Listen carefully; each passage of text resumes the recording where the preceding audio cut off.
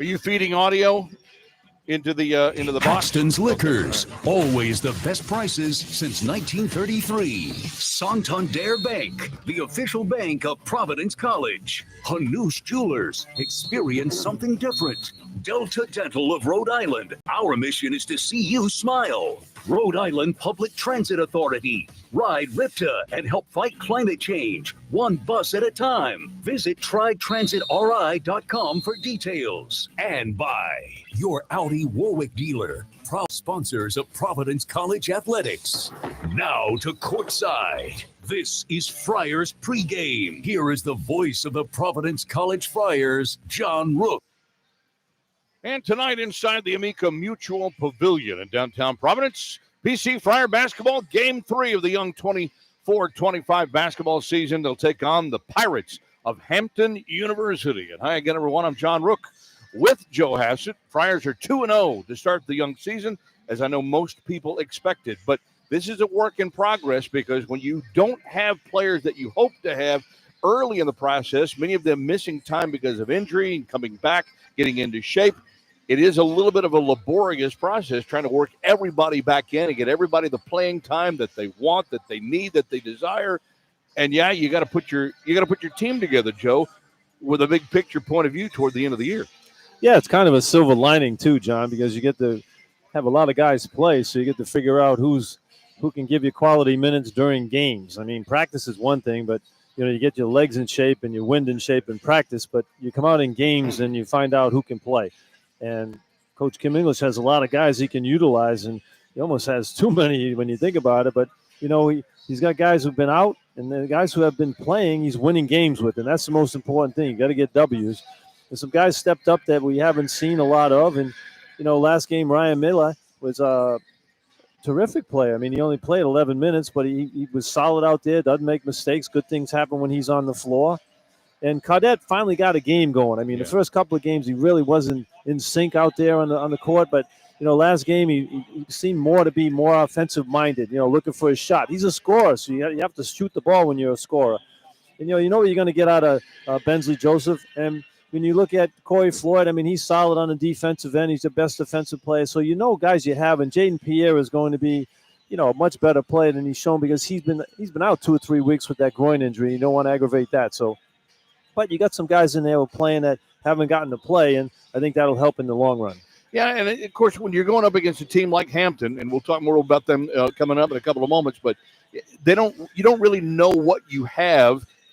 This is a team that has 16 players on the roster. Only 2 of these guys were on the team a year ago, so it's a complete do-over. Of course, Hampton's head coach is former Friar assistant Ivan Thomas, who, of course, coached under Ed Cooley as an associate head coach for a couple of years. Former Friar player Kyron Cartwright is an assistant coach on this team. So there's going to be some familiarity, perhaps, with their style of play, but you don't know about the talent on the floor. So you probably still have to continue working more on you as much as you work on anything else. Yeah, it's funny you mentioned Kyron. I talked to Kyron before the ball game, and he said he's been doing some TV games with Fox. I said, good for you. He says, yeah, I just can't do my conference. He said, I can do other things. But Kyron, I always loved. He was one of my favorite players when he was here. I just felt like he should shoot more. I said about Jaden Pierre, too. I think I want him to shoot more.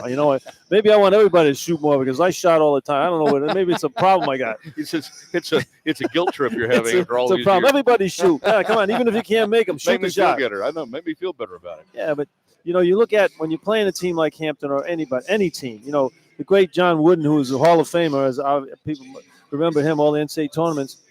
He said, I never cared about what the other team was doing. He said, my job was to prepare my team to play the way I wanted them to play. And we want to play our game. We want the other team to adjust to what you have. So Hampton just has to be a team in the way.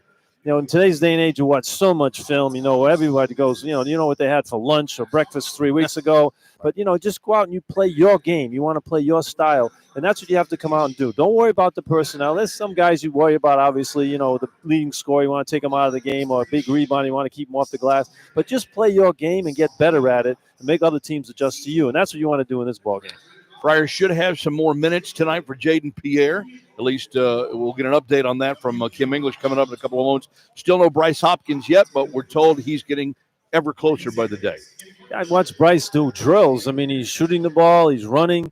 He runs all the drills. He has no leg braces on at all, so that's a good sign right there. He's not worried about that, and he's chomping at the bit to get back. But there's a process when you have those injuries. You never want to come back sooner than you need to. And right now, you don't need to have him back, but you want to get him in game shape for league play, that's for sure. Love to see him come to the Bahamas because that's going to be like league games down there. Everybody in that tournament is very, very good, nationally ranked teams. But, he has to make sure his body is ready and be able to compete.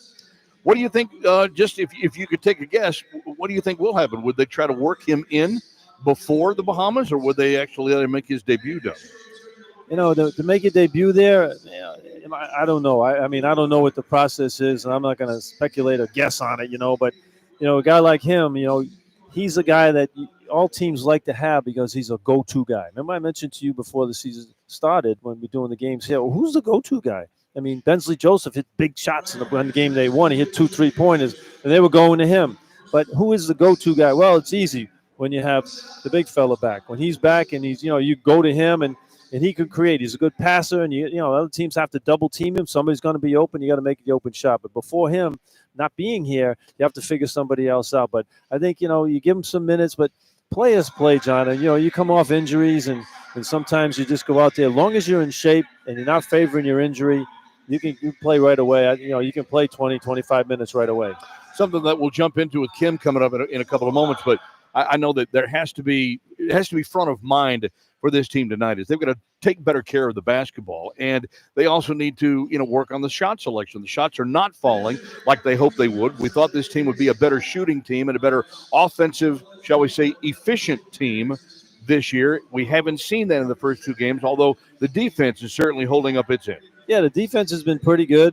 I mean, but shot selection, they've gotten some pretty decent shots, but I think sometimes when you play a lot of guys, the guys who come in the game, they feel like, hey, maybe I got 5 minutes or 4 minutes, and you press a little bit. You say, man, I got to make a couple of shots so I can stay in the game. If I miss a couple, I might not get back in the game. So all that thing weighs on young people's mind. But, I think when you have the rotations and get the right people involved, you'll find a way to get the right rotations. All right, we'll do that. We'll talk about the rotation with the head coach of the Friars, Kim English. He's coming up next from Learfield. This is Providence Friar basketball.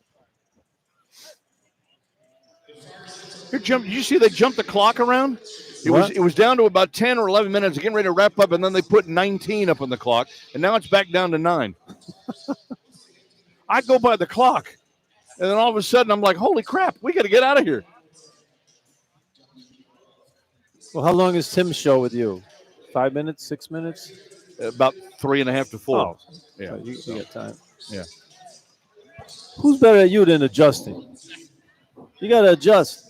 Anybody that can adjust is John Rooke. Life is an adjustment, Joe. John Rooke's been adjusting forever. Does that mean I'm over-adjusted now? Yeah, you're adjusted. Yeah. You over-adjusted? How do you get over-adjusted? How do you do that?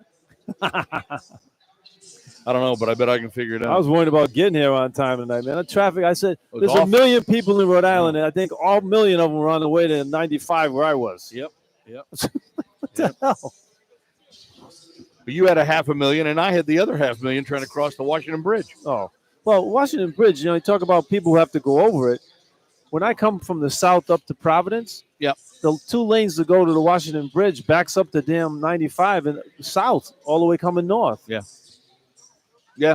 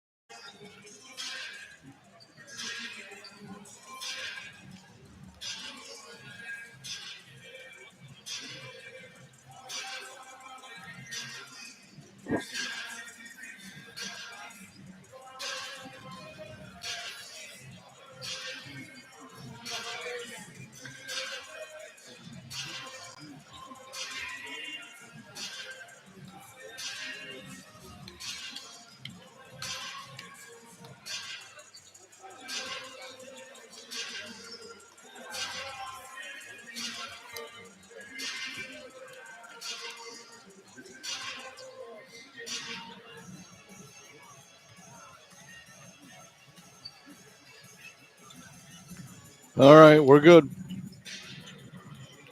So we're never going to get the air into the second one there. The only thing is, I get the sound from the arena. The arena is like loud, man. Like if it's really you can't loud, control it there. yeah, but I can't hear you as well Oh. when the arena when the mic on the arena goes out.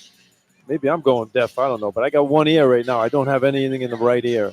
You have both ears? Yeah. If I have both ears, it's no problem. I'm not getting any filter, but I only have one ear. I had one ear last game too. That's weird. I don't hear anything now. Oh no, yeah, I got left ear. Yeah, left ear.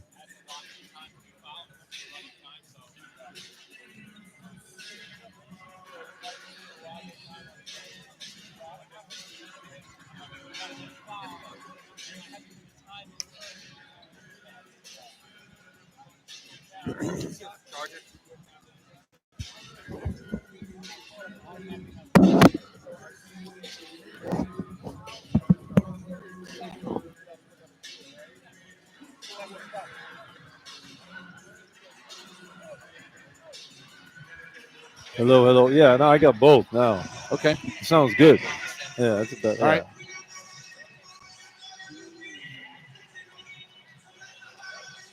Yeah, no, I don't hear any. Yeah, it's not as noisy. It's great. John and Joe back inside the amp, moments away from the start of Providence and Hampton for the first time ever between these two schools. We've never faced each other on the basketball floor before tonight. We'll talk more about that coming up, but it's time now for what we do at this time every game. Our Protect This House matchup of the game brought to you by Midland Roofing. And I know there's one young man in particular who you wanted to actually emphasize tonight for Hampton, and he just happens to be their one preseason first-team all Coastal Athletic Conference player. How ironic is that? Kyrie's Mullen, his name is. He went to Massanutten Military Academy. My father went there for a year, so that was a long time ago, obviously. But, he's a quality play. He's the name of all CAA preseason first team. So, he's a quality. Didn't score in the last ball game in 21 minutes. He had 9 rebounds, though, but he's a guy who you have to account for. And, it's a matchup that, maybe Wesley Cadet gets in this ball game. Have it keep him off the boards because he likes to hit the boards. And Mullen, if he has to guard Cadet on the perimeter, that should be an interesting matchup.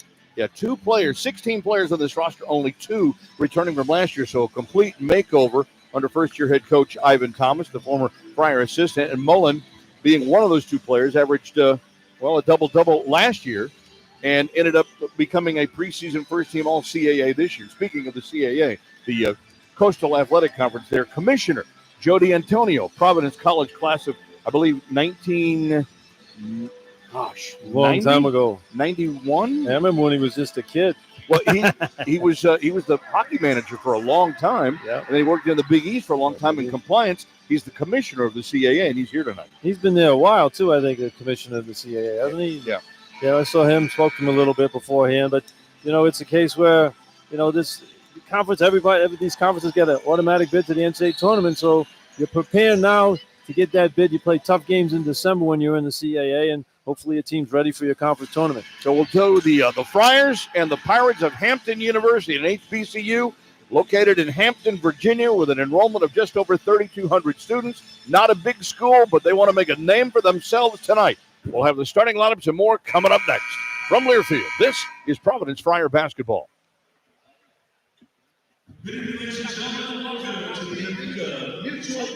Thanks. I can. I'll fix that. Yeah.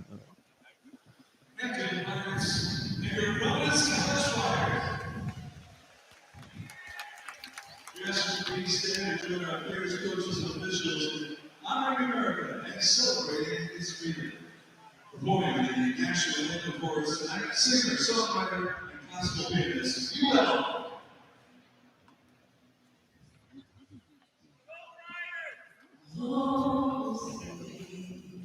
Can you see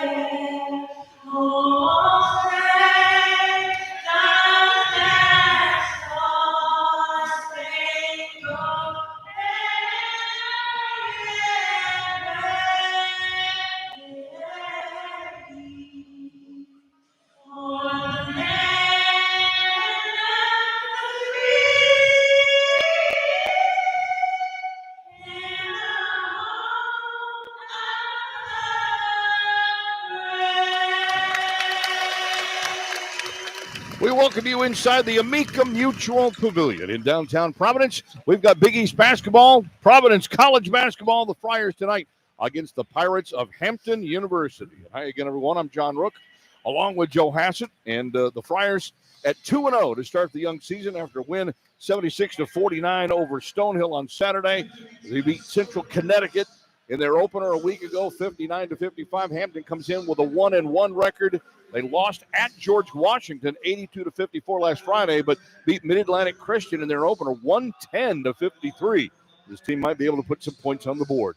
Take a look at the starting lineups presented by Blue Cross Blue Shield of Rhode Island. For the Pirates, under head coach Ivan Thomas, the former Friar assistant in his first year as a head college basketball coach. He spent a number of years as a high school coach in the area of Hampton, Virginia. He has Kyrese Mullen, 6'7" junior out of Norfolk, preseason first team All-CAA, 7 points, 9.5 rebounds per game in 2 games. Etienne Struthers, 6'2" redshirt freshman out of Newport News, Virginia, 5 points, 3.5 rebounds per game. Wayne Bristol, a transfer from Georgetown, 12.5 points and 5 rebounds. Tyler Rice, a 6'1" senior out of Columbia, South Carolina, a transfer from East Tennessee State. And Richard Goods, 6'9" freshman out of Greensboro, North Carolina, averages 4.5 points and 4.5 rebounds. So the Friars, who have never played Hampton on the basketball floor before, first meeting ever, they have a 29-game regular season non-conference win streak against non-league opponents inside the AMP. All time against teams out of the CAA, the Coastal Athletic Association. Providence is 25-3. Those 3 losses, well, the last time they played a CAA team, Joe, Charleston. You remember when that happened back in L.A. a few years ago? Yeah, Charleston's a good program, too. They're one of the preseason picks in the league and also have a couple of losses to Northeastern over the years as well. But that's it, 25-3 against CAA teams overall. This team actually had Towson and Charleston as the preseason favorites in the CAA this year. This team preseason picked for 14th out of the Coastal.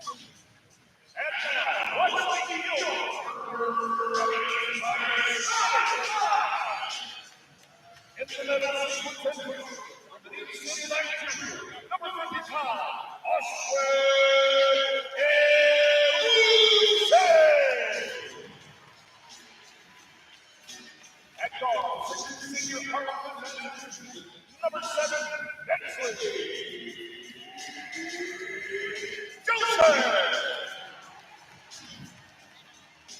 on the way, 6'8" number 3, Abdurrahim. At forward, 6'6" number 0, Wesley.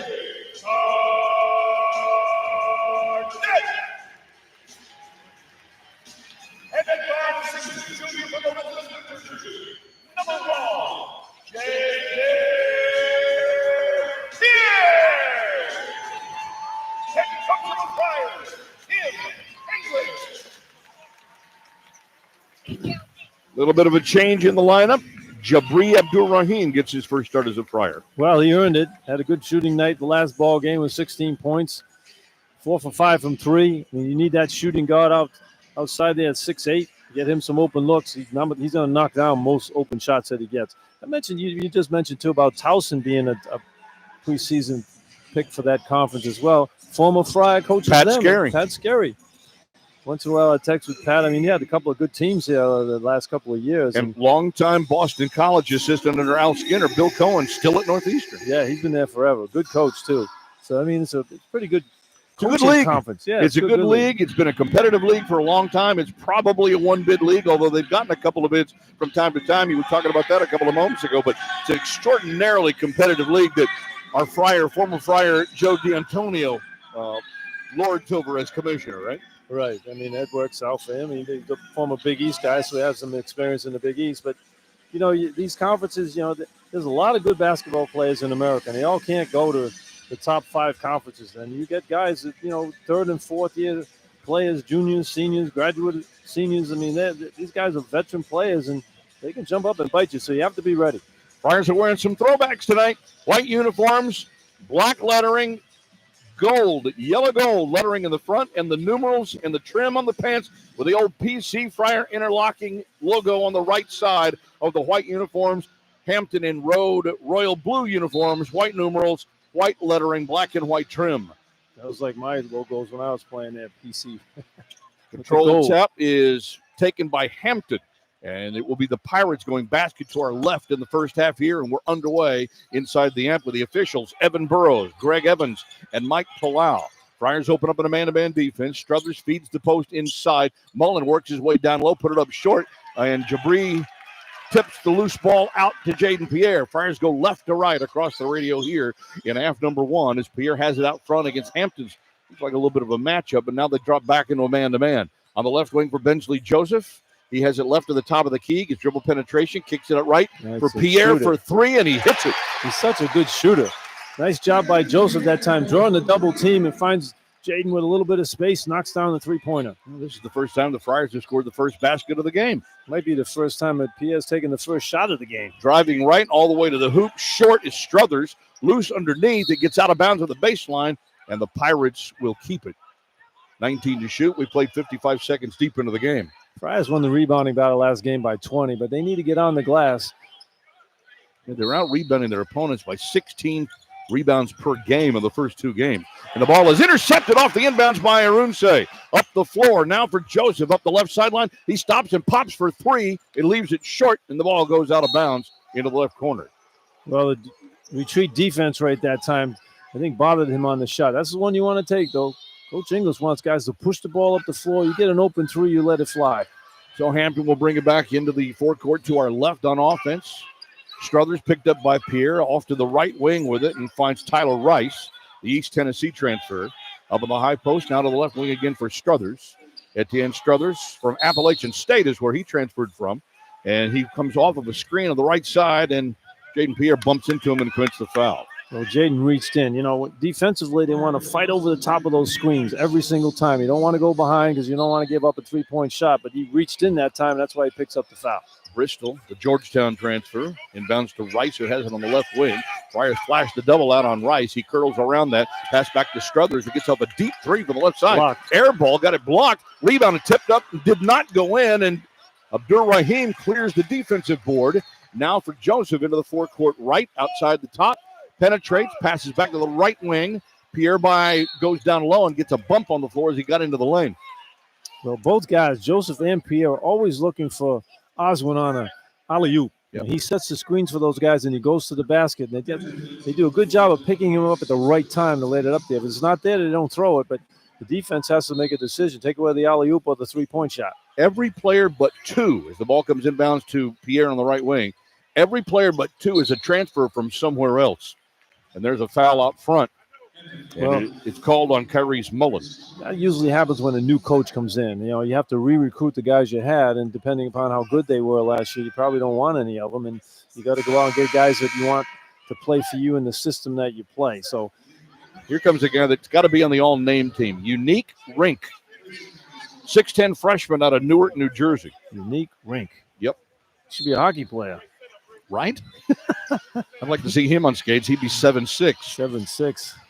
Middle of the floor to the right wing for Jabri. Fakes the three. Right corner. Cardette for three. Short. And the rebound is taken underneath. It goes out of bounds. And the Friars are going to get the ball. It's off of one of the blue shirts. See, right now you got three quality shooters on the floor right now for the Friars. And Cadet, Pierre, and Rahim. And Joseph, who's inbounding the ball. Out front now for Rahim. Pierre pushes right for Cardette. Right corner for Joseph. Bensley fakes that three, pushes out to Wesley, fakes the three, gets into the lane, tries to back his way in, out to Joseph. Joseph penetrates down, throws the alley-oop, nice. And Arunse comes down with it and goes up with it and slams it home. You get him that close. I mean, he just elevates so easy. It's like there's no gravity when he goes up to the basket. 5-0 Friar lead. We're nearly 2.5 minutes into the first half. Pressure in the backcourt for the Friars. And it will be Etienne Struthers who brings it into the forecourt. Now for Tyler Rice between the circles. He's got Bensley Joseph on him. Bounce to the right side for Georgetown transfer Wayne Bristol. Ball gets away. Tried to hit the outside. And the man jumped inside Struthers. It goes out of bounds into the Friar bench and a turnover. The Friar defense to start this game has been pretty good. Here comes Noah Farrakhan, 6'1 graduate transfer from West Virginia, native of Newark, New Jersey. He must have missed practice or something because I think he's their best guard. He didn't come in. He didn't start the ball game. And Xavier Long, a 6'7 junior from Washington, transfer from Canisius, is in the game. Cardette goes left wing for Pierre. Up high now for Joseph between the circles. High post for Arunse. Big O dribbles to the right, hands off to Joseph, curls back to the left. Now finds Jabri. Jabri drives down to the right, tries to shovel it off in the hands, goes loose, picked up in the corner by Cardette, penetrates right. Joseph fakes it. Jabri gets an open three, right corner. Nope. And the rebound for Struthers. They're getting open looks. They're just not knocking them down here at the early stage of the season. Farrakhan now runs it at the point. The West Virginia transfer played for the Mountaineers last season. He's in the midcourt circle to the right side for Rice. Tyler Rice, 2 dribbles, back to Struthers, comes left, and on the wing is Long. Long picked up by Cardette with 10 to shoot, looks to the post, goes underneath, turnaround, is short, rebound taken by, again, Raheem under the basket. Raheem's in the right spot every time now, getting those defensive rebounds. I think Arunse is also affecting some of those shots there. Give and go to Arunse, catches the ball, comes down with it, and I think he stepped out of bounds. Yeah, he traveled with it. Yeah, I mean, that lead pass at times. Sometimes you got to recognize when to get him the ball. I mean, his back was to the basket a little bit on that one, and he was off balance when he received the pass. So point guards, you have to realize where you want the big guy to catch the ball, where he can be effective. Don't let him walk into a turnover. Cardette comes out of the game. Corey Floyd Jr. checks in for the first time. And again, Hampton with the ball up on the high post. They find Long, and then with it is Rink. Was down low on the right side for Farrakhan. Missed his shot short on the right sideline, right baseline, and a whistle as one of the blue shirts hits the floor. And a foul is called on Joseph. On Farrakhan. Farrakhan's going to get it? Yeah, Farrakhan's going to get – no, Joseph's at the foul, but Farrakhan was the guy who was fouled. But Farrakhan's been in the game, a minute? John's taken 3 shots already. So he's a West Virginia product. You know he can play a little bit. Exactly. Foul on Joseph, his first, team second. Our first timeout with an even 16 minutes to play in the half. 5-0 is the Friar lead from Learfield. This is Providence Friar basketball. What's the matter? Man. All the new bodies coming in. All these bodies coming in and new players, new faces, new names. Yeah, Farrakhan must have done something that he didn't start him. Because you play point guard at West Virginia and that Big 12. Yeah. West Virginia always has good programs. Who's the coach there now? That replaced Huggins. I don't even know. I forget who he is.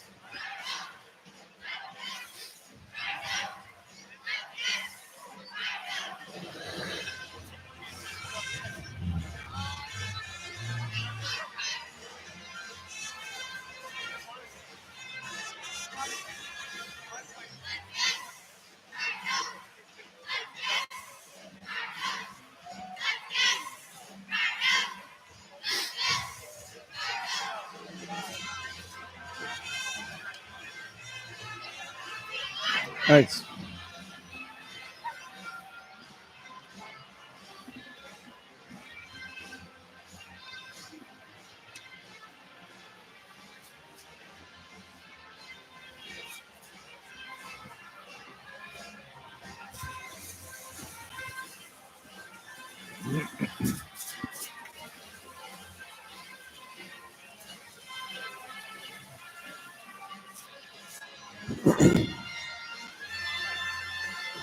John and Joe back inside the amp. Slow start to the game. Friars have 5. Pirates have none. 4 minutes deep here. And it's time for our Dave's Marketplace. Fresh take of the game. Well, the good part about this game so far, John, is Friars only have 1 turnover. This part, last 2 ball games, had about 5 or 6 in the first time out of the first half. So they're doing a good job of taking care of the ball. Their defense has been consistent all year. You know, Hampton's they're 0 for 6 from the floor. 0 for 1 from 3. They have 5 rebounds with 3 of those offensive rebounds. They have 2 turnovers. Friars 2 for 5, 1 for 4 from 3, but all 4 of those 3-point shots have been wide open. Just haven't been able to knock them down. They have 4 rebounds, 1 offensive rebound. But defensively, they've been good, and you can't complain about the offense. They're getting good looks. They just start knocking them down. So the looks are there. Shots need to fall. Hampton will have it after the foul is called on Minsley Joseph. Fresh 20 in the shot clock for the Pirates. And it will be Noah Farrakhan, the West Virginia transfer, to inbound for the baseline to the right of the basket. Basket to our left. Alley-oop lob, and it goes over the head of Long, and the Friars intercept. Here's Pierre. Has it right, penetrates to the top of the key. Finds Jabri for 3, left side, in and out. It won't go. Arunse had the rebound, is tapped out, and then Jabri goes to the floor to pick up the loose ball. Saves it to Floyd. Back out front for Jaden. Pierre waits for his screen, fakes right, slides to the left, comes back now for Floyd on the right wing. Floyd gets dribble penetration on Rice down into the post. Back out front for Jabri with 5 to shoot. Abdur Rahim crosses over, feeds Arunse, and a whistle. Foul on somebody or a kick. With 2 on the shot clock, Hampton commits a foul. Here comes Kreese DeSandico into the game for the first time as Oswin will come to the bench. Good job by Oswin out there. No, we got to get Kreese going here. I mean, he's a big, important part of this team. Like I said to you, John, I think eventually he'll be the starter on this team at the center position. Fresh 20 on the shot clock. Inbounds up front now for Floyd. Around the horn, Pierre. Left side again for Joseph. Cut off on that side. Comes off a screen. Now finds Pierre. Right side pushes there for Floyd. Comes back to Jaden with 7 to shoot. He gets off the 3. Boom. Got it. The best shooter on the team. You know, you got Raheem out there who's a good spot-up shooter, but I take Pierre all day long shooting those three-point shots. He's got a great motion.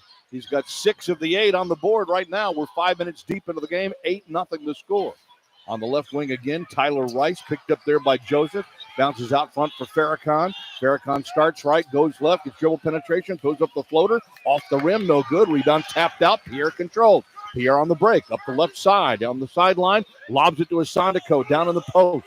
Asandiko tries to go up in on the big fella Rink, loses the ball on the floor, diving to the floor with it is Xavier Long, and he saves it for Hampton. Now again for Farrakhan, brings it right to left into the forecourt, stops outside the three-point stripe, Long on the high post, comes left for Rice. Rice gets a bump, back to Farrakhan again.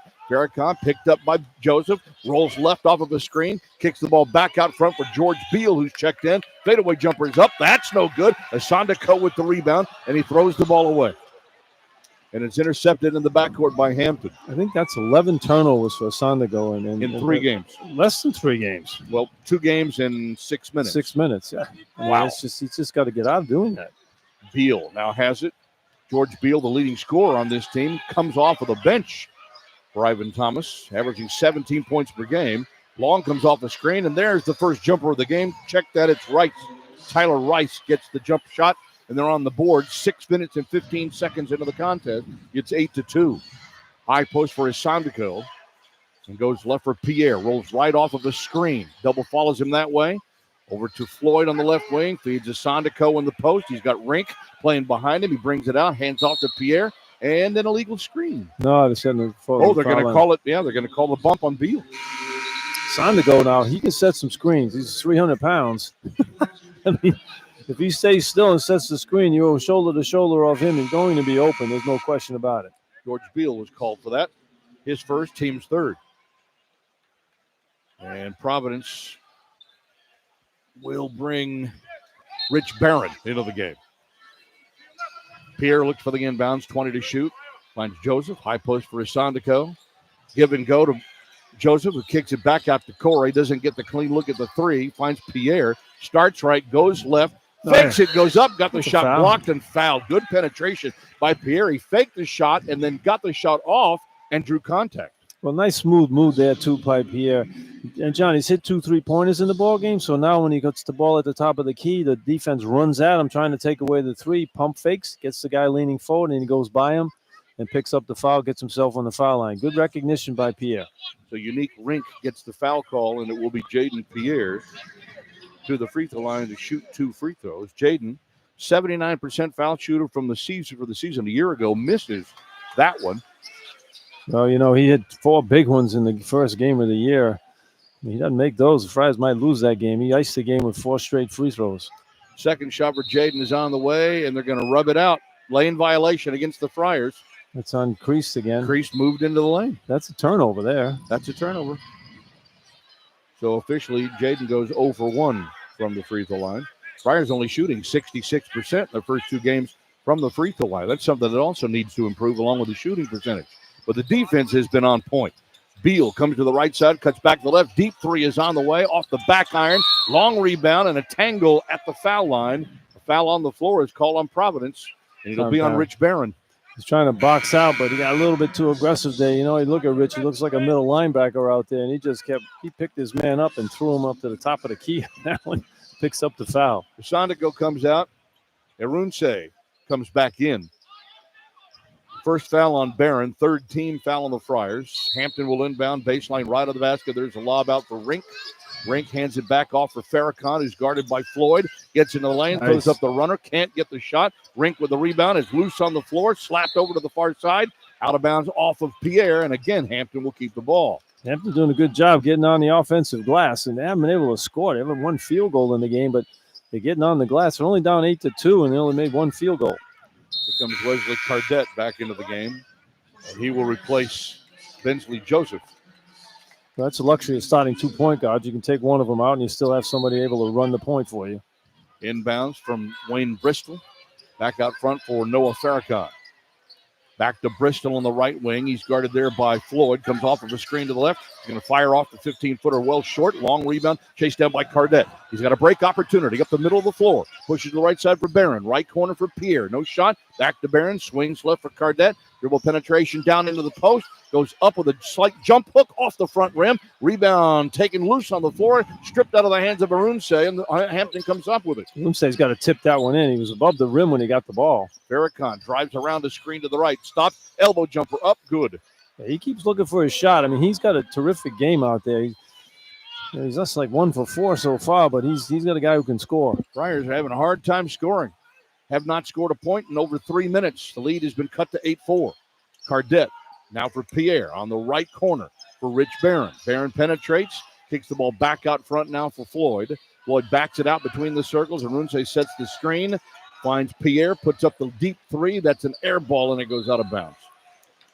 Wow, they are really struggling on offense. Well, they're looking for threes all the time, so when they're coming off the screens, the guys aren't, the middle's open, so penetrate, get to the middle, and when the defense comes over, you can throw an alley-oop to Usman. Timeout, 11:42 to play in the opening half. 8-4, the Friar lead from Learfield. This is Providence Friar basketball. That's the problem. Everybody's got the green light to shoot threes, and nobody's hitting them, so nobody takes a two. Yeah, it's a lot of perimeter action out there, so, if the defense keeps switching, you're not going to get any looks. Yeah, and you don't have a big man that can dominate inside offensively. See, in practice, when they play that offense, their job in defense is to fight over the screen. They don't switch anything. So now when you play against a team running that sees your offense and watch the film, they switch everything. Now it throws everything out of whack as far as how you're going to play the offense. And, the shot clock at 30 seconds on the shot clock, that goes by fast.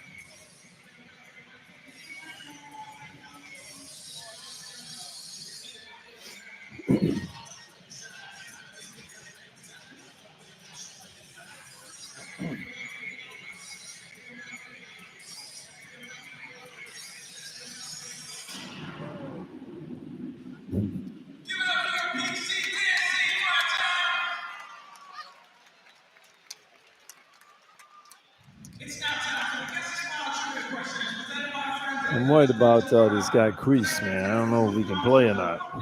I'm beginning to wonder myself. He's got 11 turnovers, but he's just like... Okay.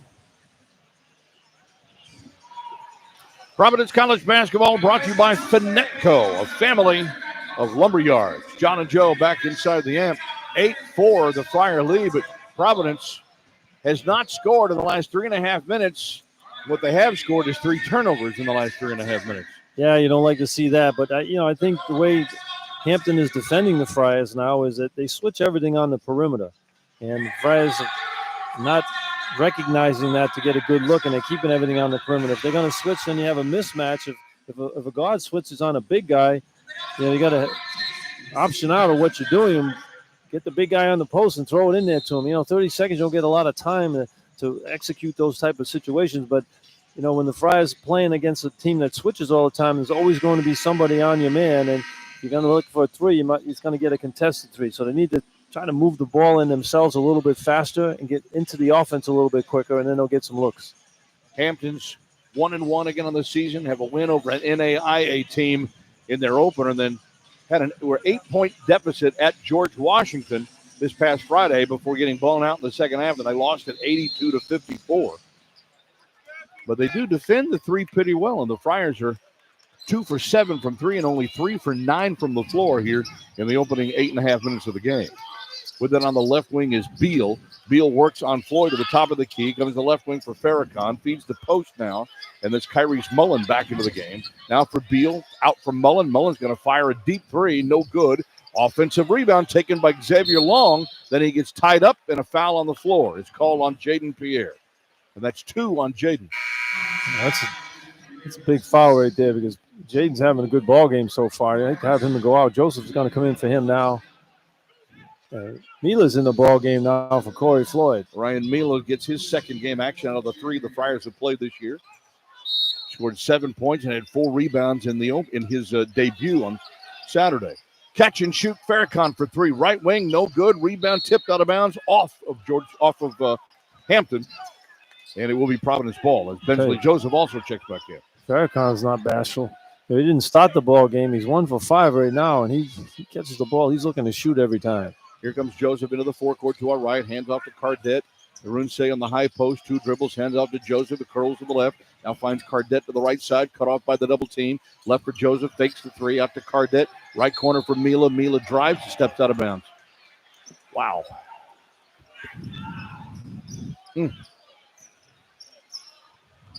Not sure what else to say. And well, they're doing this, making the same mistakes every time down the floor, so they need to find a way to tidy up those mistakes and take some shots. It's not pump faking all the time. 5 turnovers already for the Friars after only having 1 at the first time out. Long left wing, top of the key for Farrakhan. Back on the left side, Beal gets an open, uncontested 3. No good. Rebound is tapped to save by Arunse. Now for Joseph again. Joseph tries to step up the tempo, but Hampton back quickly on defense. Stops to his left side for Mila.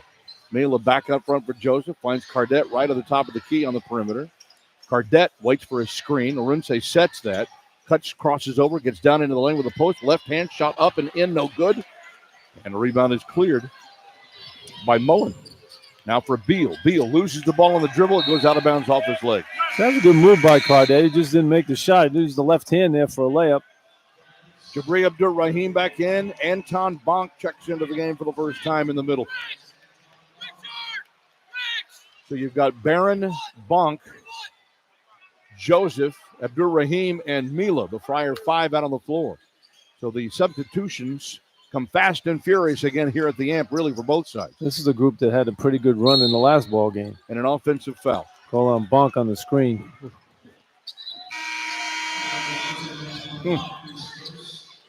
First foul on Bonk. That's 5 on the Friars now.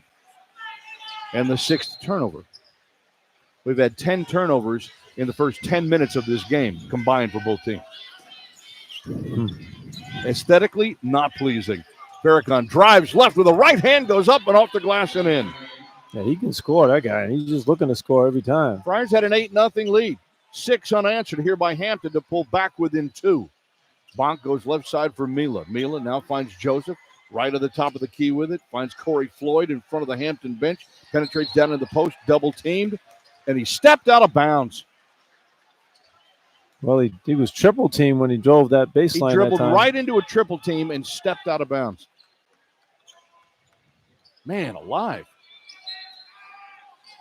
Yeah, Fry's struggling right now. There's no energy in the building, obviously. People just sitting here watching like in shock, like what's going to happen to the offense.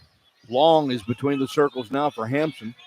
Finds Farrakhan on the left wing. Coming off the screen, Beal, catch and shoot 3. Off the rim, no good. Rebound chased down, loose out on the floor. Saved by Hampton. Farrakhan gets an open 3. That's no good, and a whistle, and he got fouled. Bonk ran right into him, and he's going to get 3 free throws. Well, Bonk went out and tried to challenge the three-point shot and ran right into Farrakhan. I mean, he released that a long time before he got fouled, too. Long time after the shot, but Bonk has picked up 2 fouls in 48 seconds after he came into the game. And so now we get 3 free throws at the line here for Noah Farrakhan, whose first one is good. He's 5 of 6, now 6 of 7 from the line of the season, averaging 9.5 points and 2 rebounds in their first 2 games. His second shot is on the way and good. That has tied the score. He has a chance to give his team the lead for the first time. Again, after the Friars scored the first 8 points of this game, it appeared to be on cruise control early. Mila is out of the game. Jaden Pierre with 2 fouls has come back into the game. And the third shot for Farrakhan is up. It's good, and Hampton has taken the lead at 9-8. 9 unanswered points. The Friars are scoreless in the last 6 minutes. Pierre comes off the top of the key with a screen. Bonk sets it, curls to left. They switch on that defensive screen.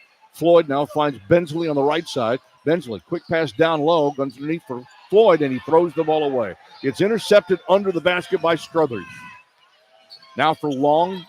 Up high is Farrakhan with it. Going to take his time against Jaden Pierre on the right wing. On the sideline with it for Bristol. Bristol, the Struthers on the left side for Long. Long with 14 to shoot. Packs it out against Joseph. Curls to the top of the key. Comes back for Mullen. He fakes. He drives. Goes right to the hoop. Scores. Yeah, this game's a little bit too fast for Bonk right now. And he's picked up 2 fouls, and he went out on the perimeter right there, and they just pump fake and beat him off the dribble. And Kim English has called a timeout because it is just downright ugly. 30-second timeout, 8:28 to go. And I believe they're going to change it to a full. Yes, they are. 8:28 to go, and the Friars have given up 11 unanswered and now trail 11-8. From Learfield, this is Providence Friar basketball.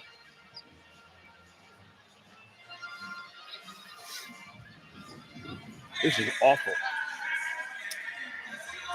Well, you know, they were clicking pretty good to start the game and had all those wide open looks and missed them all.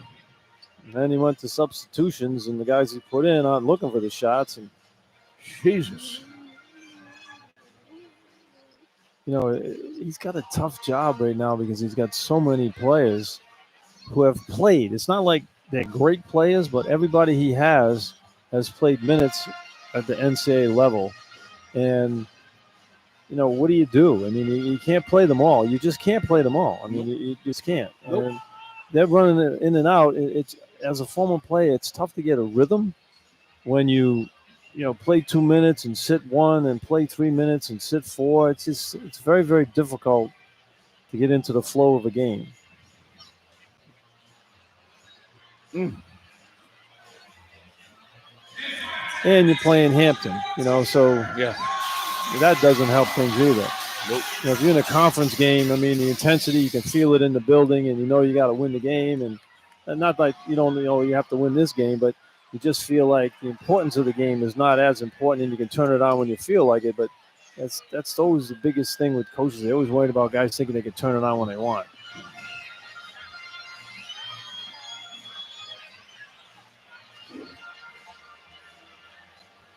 Yep. It's funny. Here we go.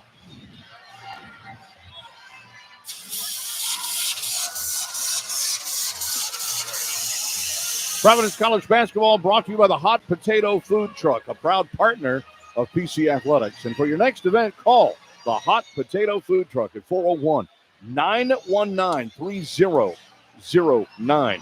Friars are certainly treating the basketball like a hot potato out there. It's an 11-0 run for Hampton over the last 5 minutes and 22 seconds. But Providence has not scored in the last 6 minutes and 45 seconds. They've committed 7 turnovers in that last 6 minutes and 45 seconds. Man, and that Amica gun was out here shooting parallel into the stands right at us. I said, if that thing ever drops a couple of levels, hits you in the face, John, you'll be dead. And I have to do play-by-play by myself. I'm so happy that didn't happen because that way this game is going, you figured you'd probably get hit in the face with one of those things. And then I could, I'd either go to the hospital or... You know what? I'd go with you. Man, we just have to go dead air. I'd have to go in an ambulance with you. I couldn't let you go to the hospital by yourself getting hit in the face. Yeah, I know. That would hurt. Friars with the ball. And again, Hampton has scored 11 unanswered. They've got 1-2-2 pressure in the backcourt. And Bensley Joseph brings it across the mid-floor line. This little nuisance defense there. Now they're in a zone themselves. Here comes Joseph. Curls around the screen to the left elbow. Back to that side, the three-point stripe. Beats the high post, and it's in and out of the hands of Isandiko. He just can't hold on to the ball to save his life right now. Yeah, he's struggling out there in all aspects. Farrakhan crosses to the left, penetrates to the right, top of the key, backs it out between the circles. Off to the right wing with it is Mullen. Kyrese Mullen, preseason first team All-CAA. Backs it in, out to Long, top of the key for 3. Got one. You see, the difference is Friars have those same looks, and they're not shooting it. Long had a contested guy in hand in his face, and they didn't, and he shot it. How about 14 unanswered points for the Pirates? And now they're in a 2-3 zone. On the right wing, Pierre. Up high is Joseph. Back to Jaden. See, he had a 3 there, didn't take it. Didn't take it. Middle for Barron. Right side for Pierre. Pierre drives right, kicks it left. Jabri fakes the 3. Passes off to the right wing. Pierre. Joseph. He gets off a 3. Nope. And the rebound chased down by Mullen. Pierre had 2 open looks for 3. It didn't take it. And he's throwing the extra pass. Shoot the ball. You see the Hampton team, the first guy who's open shoots it. Farrakhan has it on the right wing. Mullen sets the screen, curls to the left, gets off a 16-footer. Good. That guy, he shoots it every time he gets it. Farrakhan, he's at the game. Nobody even touched the ball there. He's got 9 of the 16 points for Hampton, and it's a 16-0 Pirate run. Nope, you don't have to adjust your sets. That's what's happening right now. Right side for Pierre on the baseline for Isandako. Kicks it out, reverses, back to Pierre, wide open 3. Got it. About time he shot it. He's 3 for 3 out there. Shoot the ball, Jaden. And the Friars snap a scoreless streak of over 7 minutes and finally get another 3 from Jaden Pierre to make it 16-11. And Farrakhan drives right to the hoop and right around Bensley Joseph and scores again. Yeah, he didn't start the game, but he's got game. I mean, nobody touched the ball there. He just goes one-on-one and shoots it. Joseph fires a 3, and he hits one for the Friars. That's what you got to do. Come down and look for the shots. The Friars have had open threes from 3. They throw in the extra pass, being unselfish. Well, that's fine, but if you're open, shoot the ball. 18-14 the score. We've got an even 6 minutes to go in the first half. Farrakhan, who has 11 of their 18 points, crosses over, gets to the right, curls back out to Mullen, catch and shoot 3. No. Rebound, Joseph on the right side. Now Joseph pushes up the floor for Pierre. Pierre up the right sideline, goes right hard to the hoop, crosses all the way through, kicks it out. Joseph, deep 3. No. And the rebound tipped out, controlled by Hampton.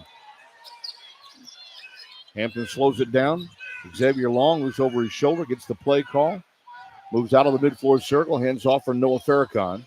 Farrakhan off to the right wing for Struthers. Now Wayne Bristol, the Georgetown transfer, between the circles. Right side for Struthers. Gets down into the post. Fadeaway jumper up and in.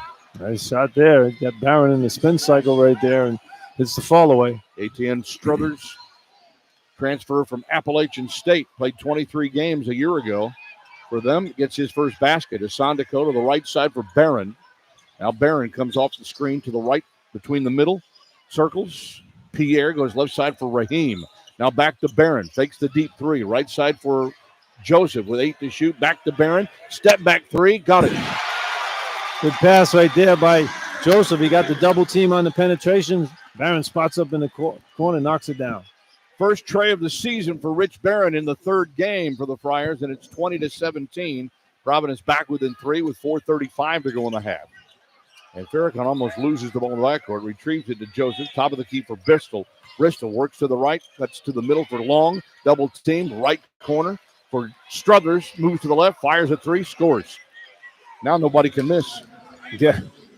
Well, the defense for the Friars has been lax here in the last 4 or 5 minutes. Hampton getting wide open looks. Here comes Joseph coming off the screen. Right of the key, Jabri catches out to Isandako, hands off for Barron, scoots it out on the left side toward the sideline. Wants to take it hard to the hoop on Mullen, clears it all the way through. Ball gets tipped and intercepted, but taken back by Joseph. Now up the floor for Abdur Rahim. Missed the shot, but got run into by Struthers, and Jabri will get 3 free throws. That's a bad foul right there because Jabri was about 35 feet from the hoop on that three-point shot. Timeout on the floor, 3:55 to go in the opening half. Man alive.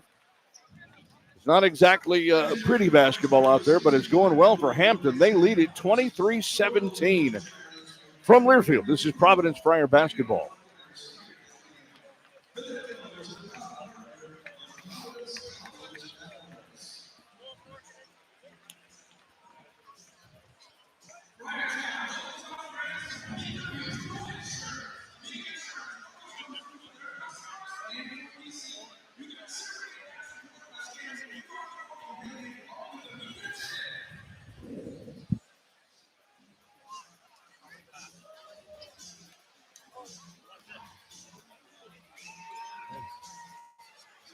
You're looking at Barron's 3.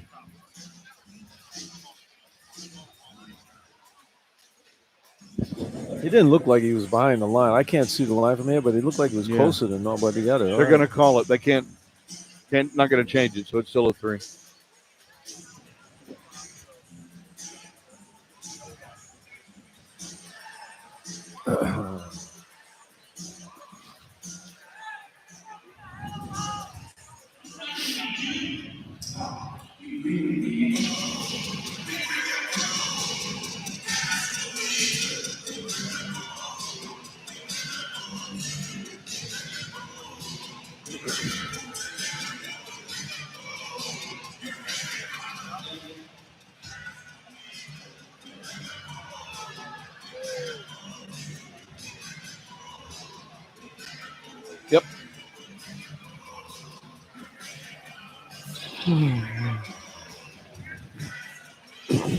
Janney Montgomery Scott helps clients connect their life and their finances. Janney Montgomery Scott, LLC, member NYSE, FINRA, and SIPC. So Hampton has hit 6 of the last 7 shots from the floor. Still shooting just 36% for the game. Friars, 6 for 15 from the floor, Joe, at 40% overall, and have hit 42% from 3, but trailed by 6. Well, it's been the Noah Farrakhan show. He didn't start the ball game.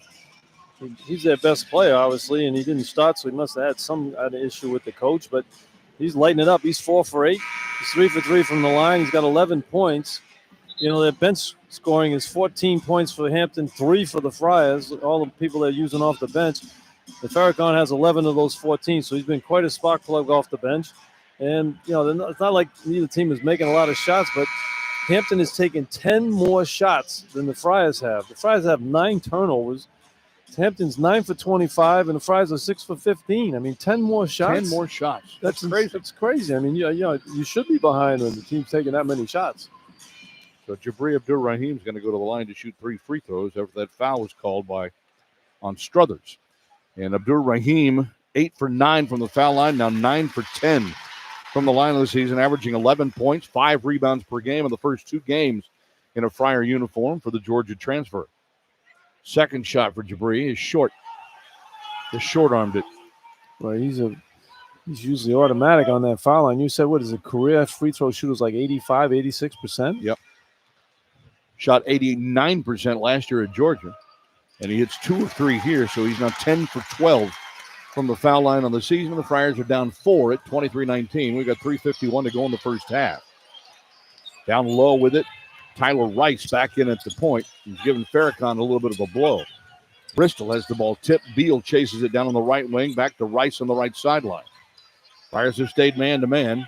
Hampton's gone back and forth between man and zone. Long on the high post to Rice with 7 to shoot. Long going to go high-low, down low, gets the man down underneath and draws a foul. Kyreese Mullen, who is a load at 6'7" and about 240 pounds, draws the foul. The Friars just went in there recklessly, just fouled him. I mean, they go down there, they had him underneath the basket.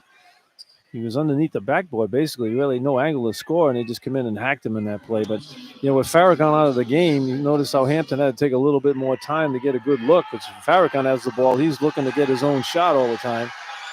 Mullen at the line for 2. First shot is good, averaging 7 points, 9.5 rebounds per game. Last year, he led the CAA in double-doubles.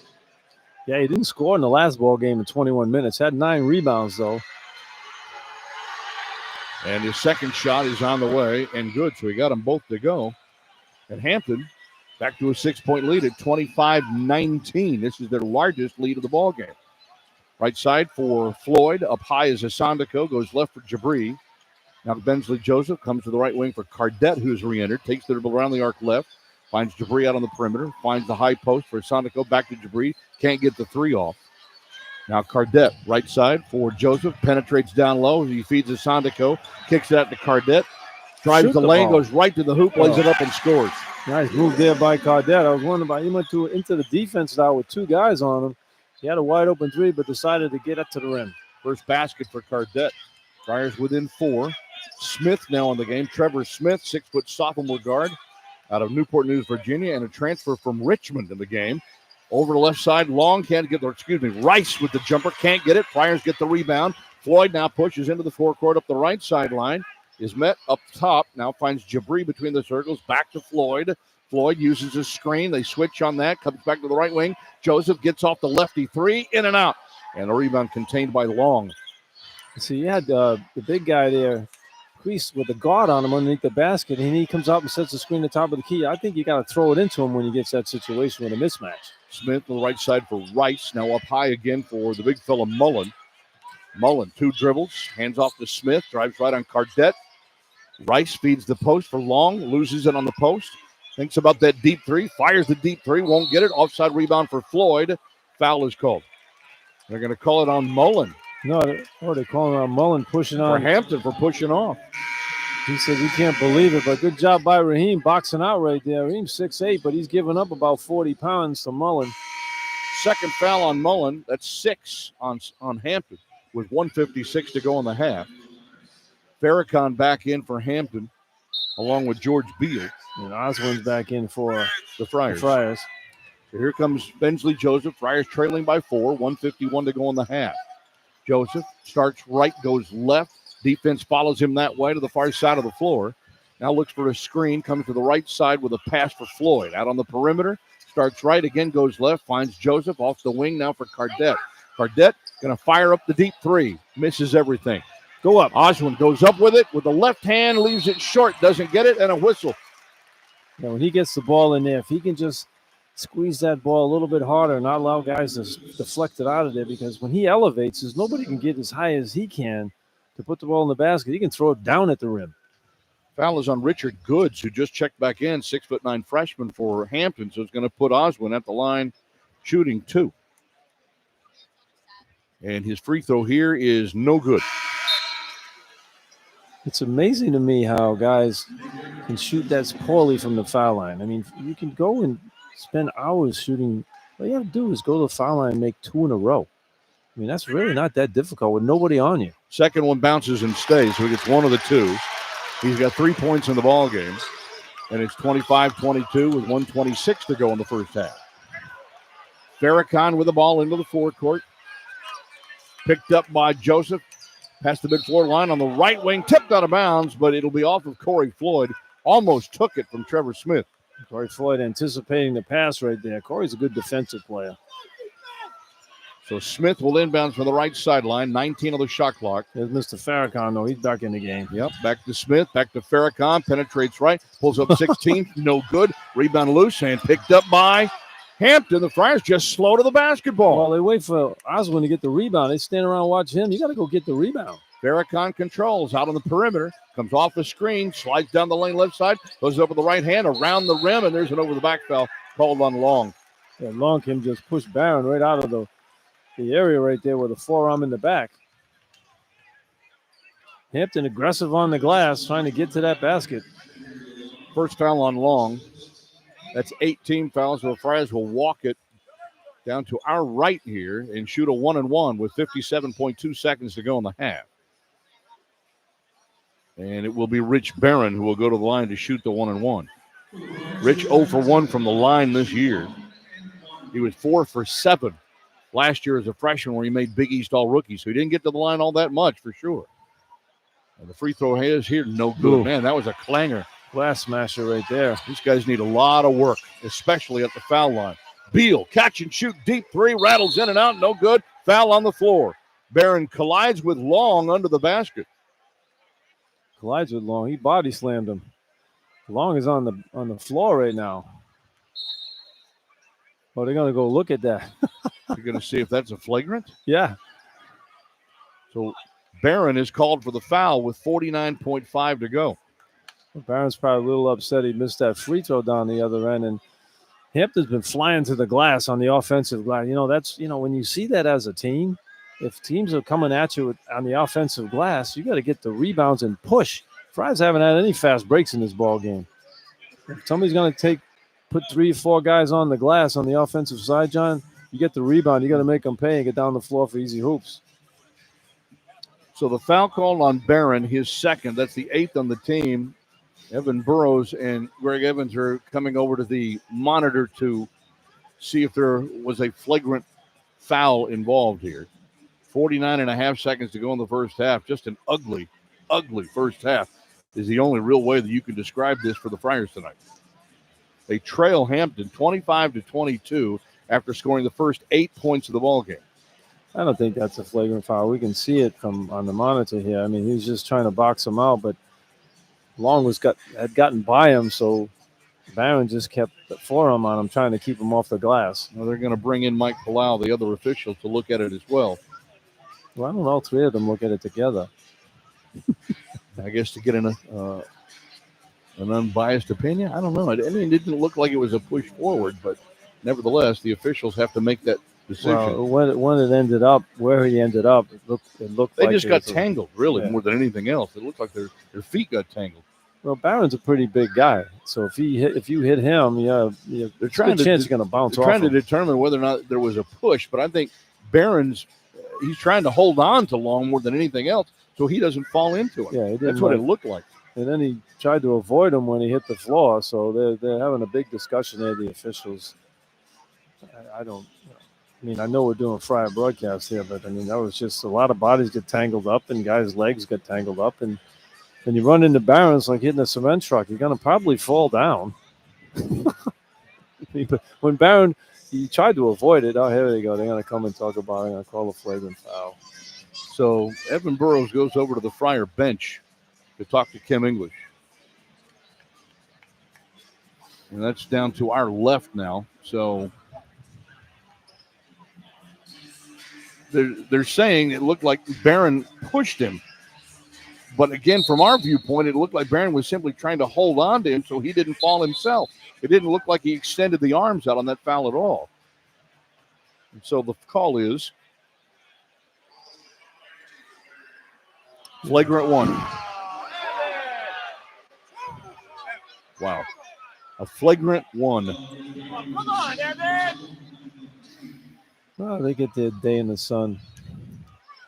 So it'll put Xavier Long at the free throw line. That's a flagrant one. We ought to just get skirts out here for everybody. That's ridiculous. Long's free throw is good. Here's a young man. That's his first free throw of the season. Transfer from Canisius. He played for the Canisius Golden Griffins for 3 seasons.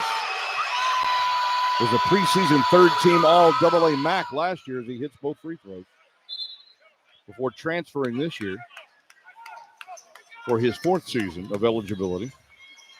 So he hits both free throws, and Hampton will get the possession with 20 on the shot clock. 27-22. Normally get a makeup call right here. Yep. See how that happens. Right side for Beal. Beal penetrates out front for Smith. Smith cuts to the left, steps back. Now again for Long, gets off the 3. Got it. He's got 8 in the half.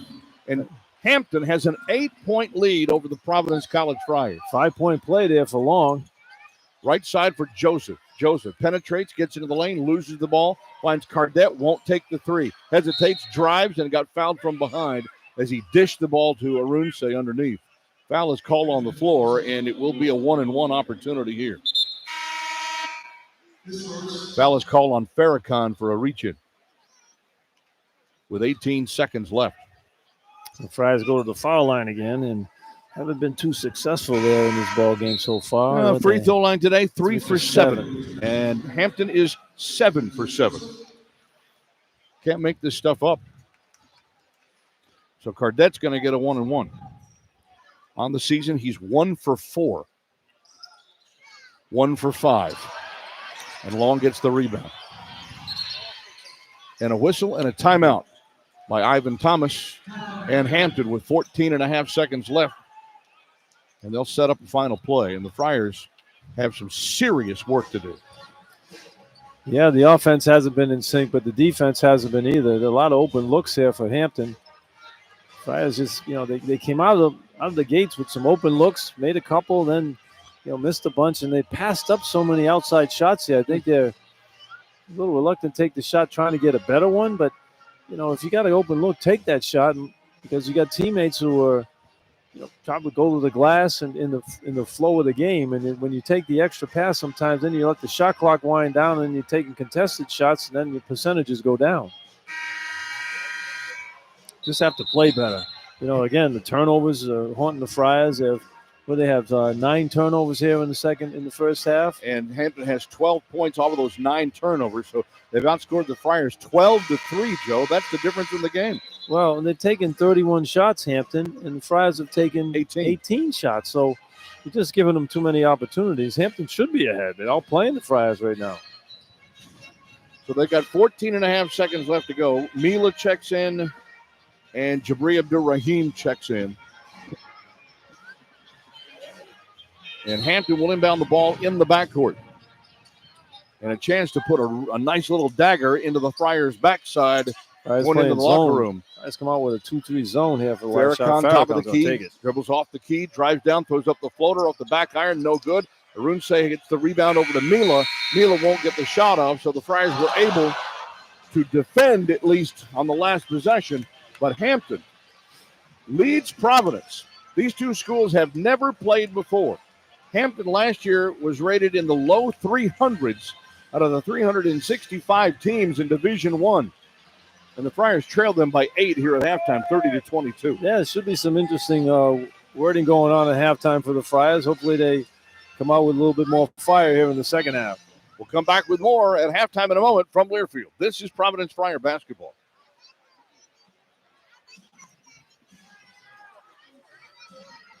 No Austin tonight, Brett. So just come back with whatever you got.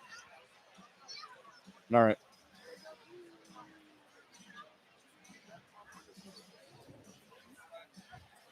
Holy crap.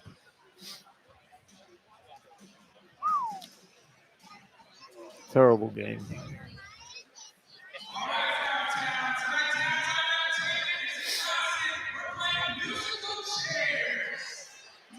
Thanks. Villanova lost to St. Joe's. Villanova stinks, man. I watched them play. They were awful. St. Joe's is not bad, though. Central Connecticut beat St. Joe's. Yeah. I mean, we were lucky to win that game. Joseph doesn't hit those 2 threes, and Pierre hits 4 for 4 on the line. I know. You get beat.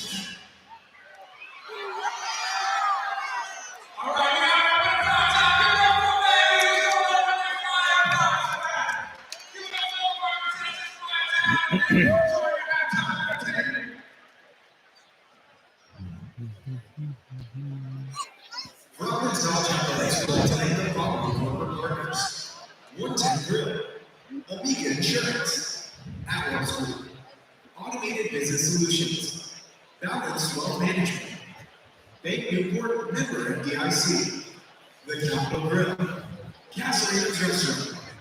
Yeah, that scoreless streak for the Friars actually went better than 8 minutes at last glance. Friars had an 8-0 lead in the opening 4.5 minutes of this game. And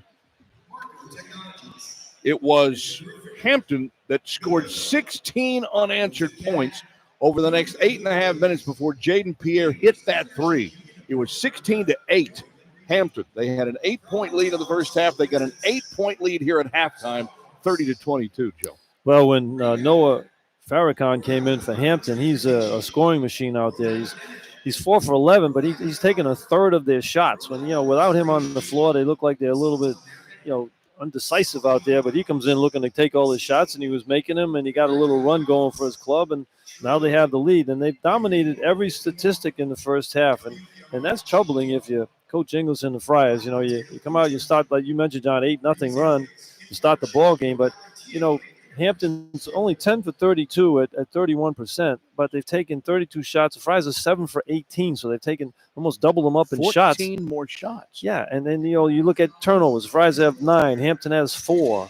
Rebounding. Friars are getting out-rebounded in this game by a smaller Hampton team, 18-16. Friars have 5 assists on their 7-made baskets, but, you look at what Hampton's been doing out there. They're perfect from the foul line. Not great from three-point range, but they're dominating the action. And the Friars have to come out with some intensity here in the second half if they want to turn these numbers around. And here's a troubling stat. You talk about the Friars with all the people they have coming off the bench, and, they're deep at all the positions. Well, Hampton outscored the Friars off the bench 19-3. So the Friars with all that potent offense on the bench, they scored 3 points in the first half. And Hampton, you don't even know who was on that team, and had 19 points. So Friars better wake up at halftime and come out here with some intensity and get after it on the defensive end and start making some shots. We'll have more coming up here from the AMP in a moment. From Learfield, this is Providence Friar basketball.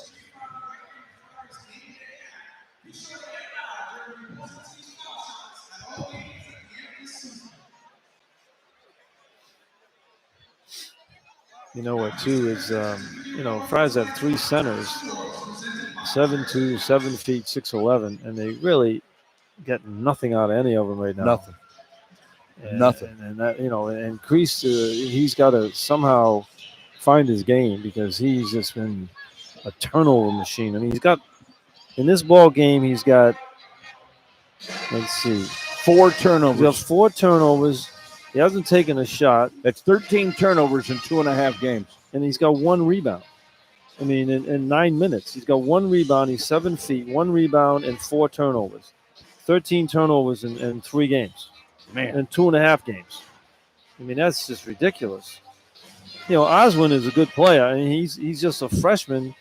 And he shouldn't be a guy, though, that's playing a lot of minutes. He's only played 9 minutes, but he's going to block some shots and everything. But and Bonk is a project, man. He's not going to be a guy who's going to be a big contributor this year. So the guy that they need to come through is Kreese until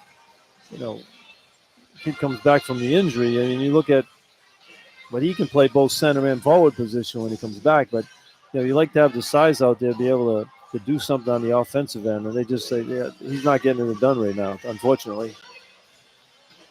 I think he'll eventually turn it around, I hope.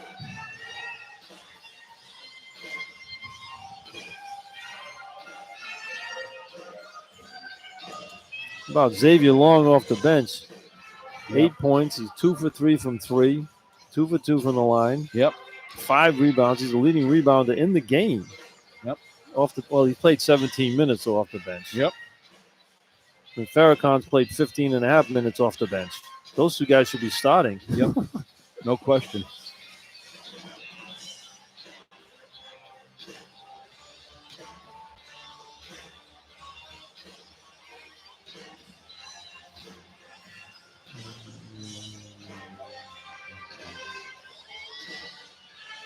You think of the coach for Ivan.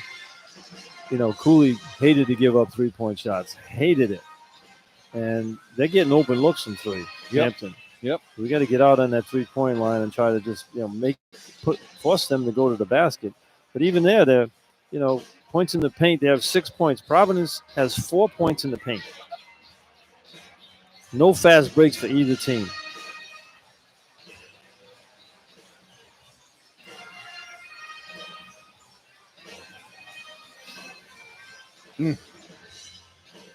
That's tough. Yeah. I know. This place is like a morgue. I can't hear the station. Is that fine? Can't hear the station. I can't hear the station, though. Yeah.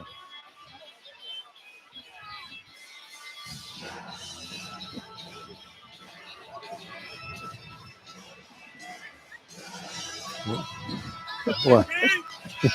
You know how bad it was? We had to talk about the Amica cannon shooting T-shirts into the crowd in the first half. I know. I mean, it's Oh, my goodness. Friars need a road game. Sometimes you get fat and happy at home and you just get lethargic out there. And just, they played that in the first half for sure.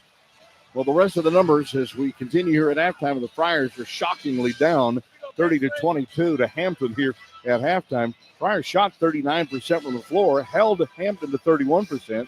They shot 35% from three, held Hampton to 23%.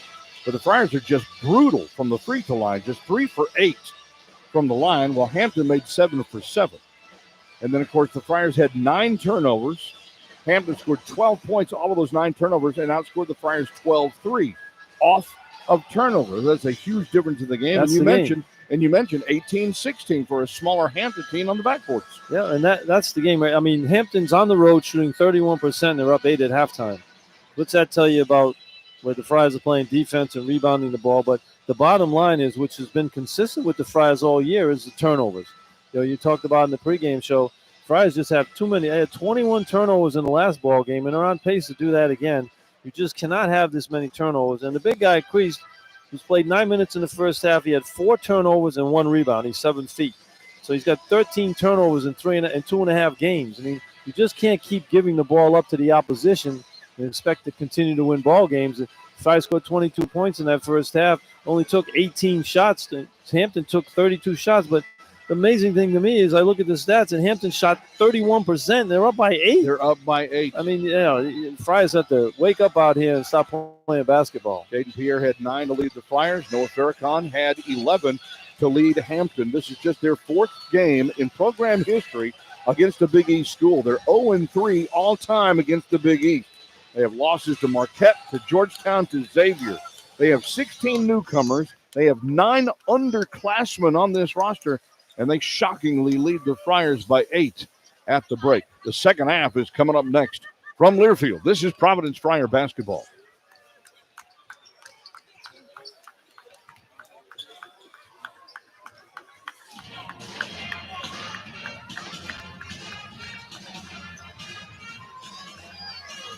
Is Fernandez hurt, or is he just lucky not to play him? He must be. He's not playing him.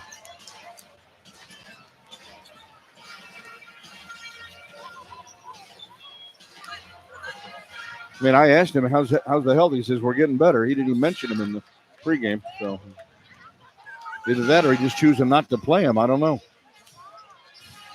He hasn't scored yet this year.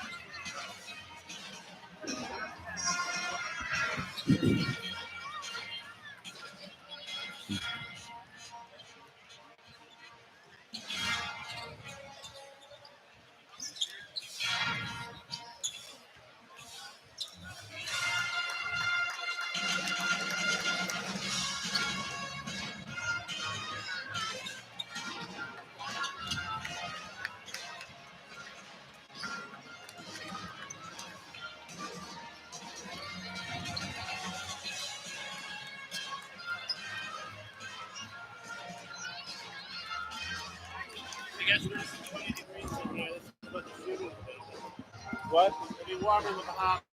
Oh, I know. But it's always cold. I wear my coat during the game. Cut that off at 18 shots in the first half. That's it. You gotta wake up, man. 9 turnovers.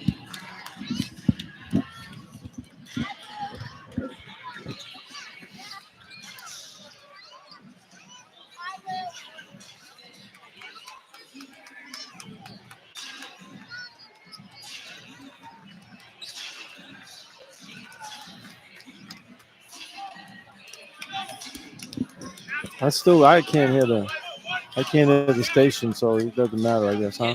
No, I don't hear it. I've been hearing it for a while now. I don't know what they're playing there, but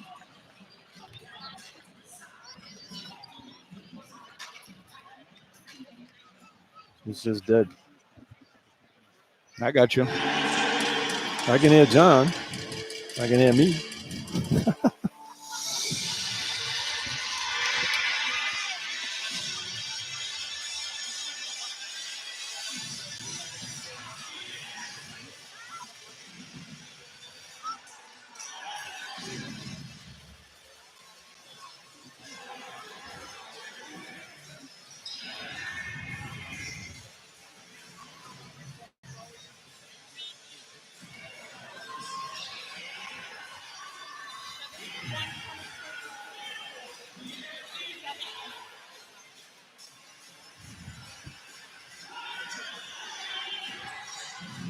John and Joe back inside the amp as we get set for a second half. This is a big second half for the Friars. You didn't really expect there was going to be this kind of a sense of urgency in a game like this, and maybe this is what they need. They need a wake-up call. They need an attitude check. They need an attitude adjustment, and they need better performance out on the floor, trailing Hampton 30-22 at halftime.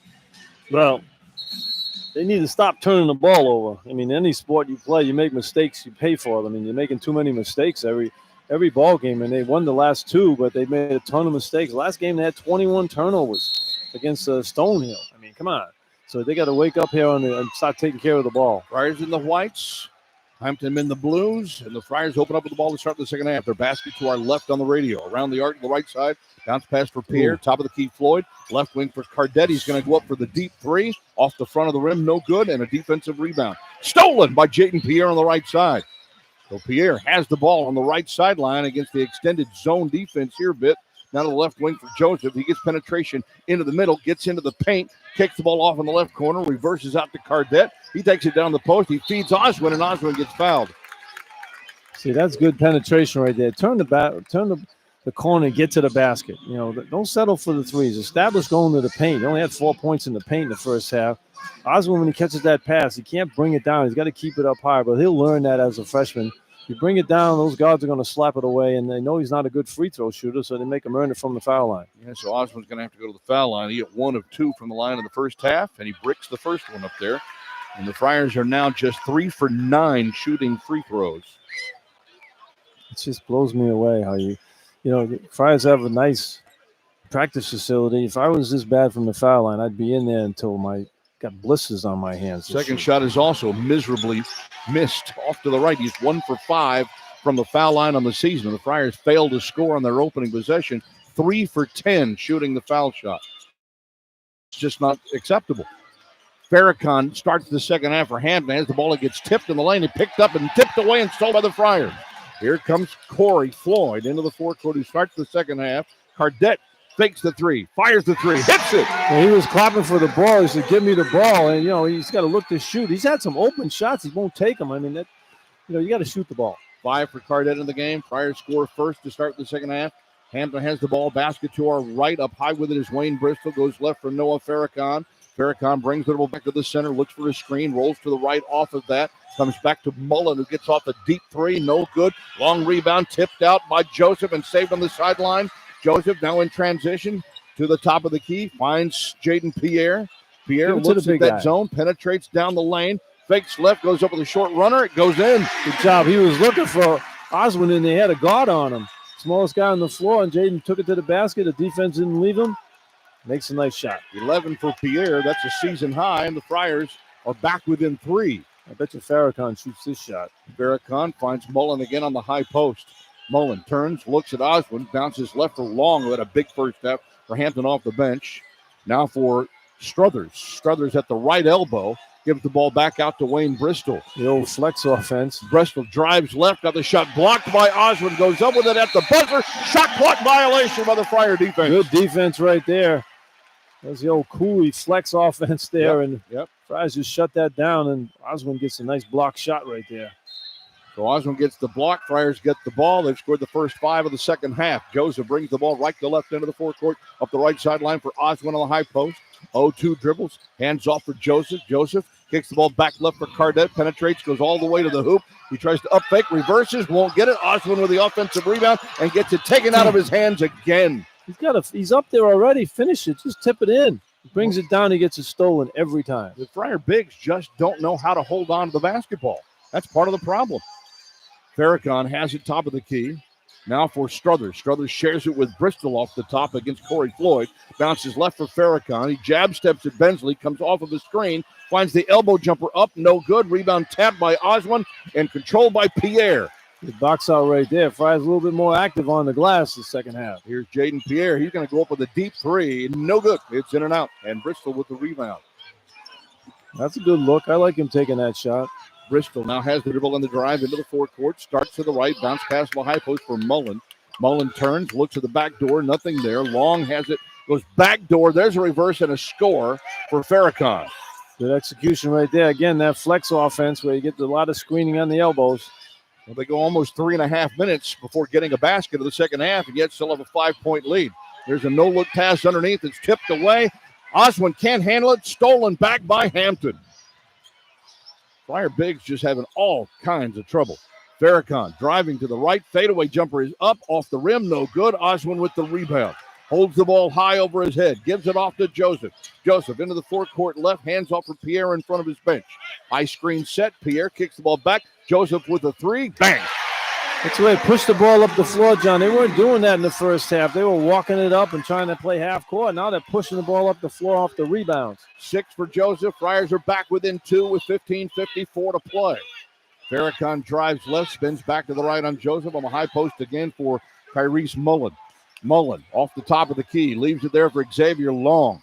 Long guarded by Cardette. Now finds Bristol. Bristol outside the foul line right. Goes inside on Floyd. Lobs it back out to Struthers with 3 to shoot. Whoa. Off balance 3 is no good. Rebound tapped out. Taken by Cardette. Cardette one-on-one with Long. Spins at the foul line. Kicks the ball out and loses it. Throws it away. My goodness. Holy smokes. And Hampton comes back up with the basketball after just an incredible turnover. Farrakhan takes a little air out of the ball, pulls it out of the mid-floor circle to kind of slow this thing down a little bit. Off to the right wing for Struthers. Shot clock already down to 8. Struthers around the arc to the left side with a left-hand dribble. Hands off for Farrakhan. High post for Mullen. Mullen attacks inside on Oswin. Spin to the paint. Jump hook leaves it up short. And we got another shot clock violation. Good defense there by Oswin right there. Held his ground, felt the body contact when it hit straight up with the hands. We got a timeout on the floor. 14:54 remaining. Friars are back within 2 from Learfield. This is Providence Friar basketball.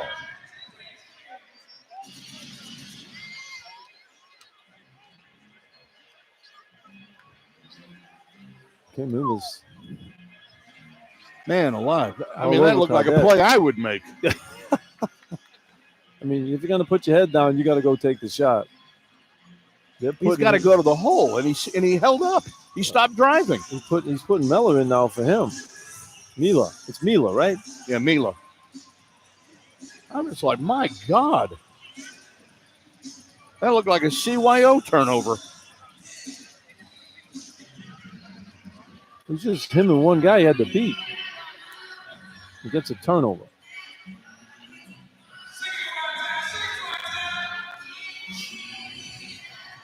Come on.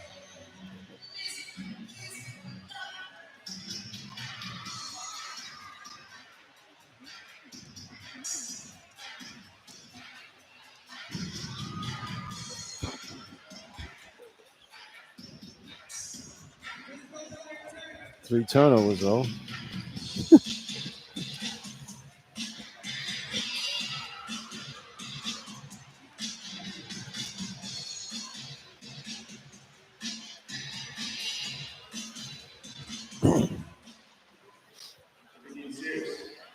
Yep.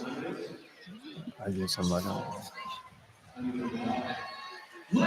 The New England laborers are training the workforce of today that will build tomorrow. With state-of-the-art training academies throughout New England, you will be equipped with the construction skills, knowledge, and experience to start your career in a better tomorrow. LIUNA. Feel the power. Well, Friars out in the second half, John, with more intensity, that's for sure. They're 3 for 6 from the floor at 50%. Hampton just 1 for 7 so far in the second half at 14%. For the ball game now, Hampton is 28%, and they're up by 2 because the Friars keep turning the ball over. That they had 9 turnovers at halftime. They've already had 3 turnovers here to start the second half. Hampton's taken 39 shots to the Friars 24 in the ball game, and Hampton has 1 more field goal made in this ball game. It's kind of wacky, but the Friars just can't keep turning the ball over like they're doing. In situations where they had a one-on-one fast break right there, and Cardette gets, gets an earful from Kim English. He took him out and put Mila in the ball game for him. Let's see Eli what Mila can do. Delorier is also coming into the game for the first time. The Friar redshirt freshman from Shipman, Virginia. Well, he's going to be playing center now. Yep. He's 6'10", 225 pounds. He's going to play the middle. They need somebody to be tough with the ball. Not turn it over. Crease is not getting in the game right now. He needs 4 turnovers in the first half. Friars with it, a chance to tie or take the lead. There's a wraparound pass for Delorier, and it goes out of bounds. Well, the ball was deflected on that pass there. That's why he missed the pass, but he had him. Wow, Bensley Joseph like, what was that? Here's Rice with it. Into the forecourt, comes off a high screen. Goods is back in the game in the post. Now out front for Long. He shakes on Mila, goes back out front for Rice. Curls around the screen, penetrates on Joseph in the lane, goes up the short one, bounces and stays. Moved there by Rice. It's tough to Rice. score against Joseph. East Tennessee State transfer has 4. Hampton back up by 4. We've got 14-17 on the clock. Right side, Joseph penetrates, falls to the floor. Mila drives the baseline, gets caught in no man's land. Nobody to get it to. Goes out to Joseph for 3. Nope. Rebound for Delorier on the glass on the left side. He kicks the ball back out to Mila. Now finds Joseph for another shot at 3. That one's short. Rebound. Corey Floyd gets in there, puts it home, and gets fouled. Nice job by Floyd. He's a very good rebounder for his size. A strong kid in there. Kept the ball moving. Didn't allow himself to be boxed out.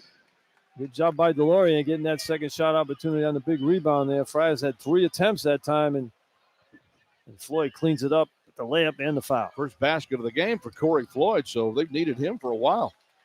And he gets to the line now to try a three-point play, but this is where the Friars have also just been putrid tonight. 3 of 10 shooting free throws. Floyd on the season, 3 for 4, and he misses. And a whistle and a foul. It's on Delorier. It's on Delorier. It's 3 for 11 from the foul line. It's just like.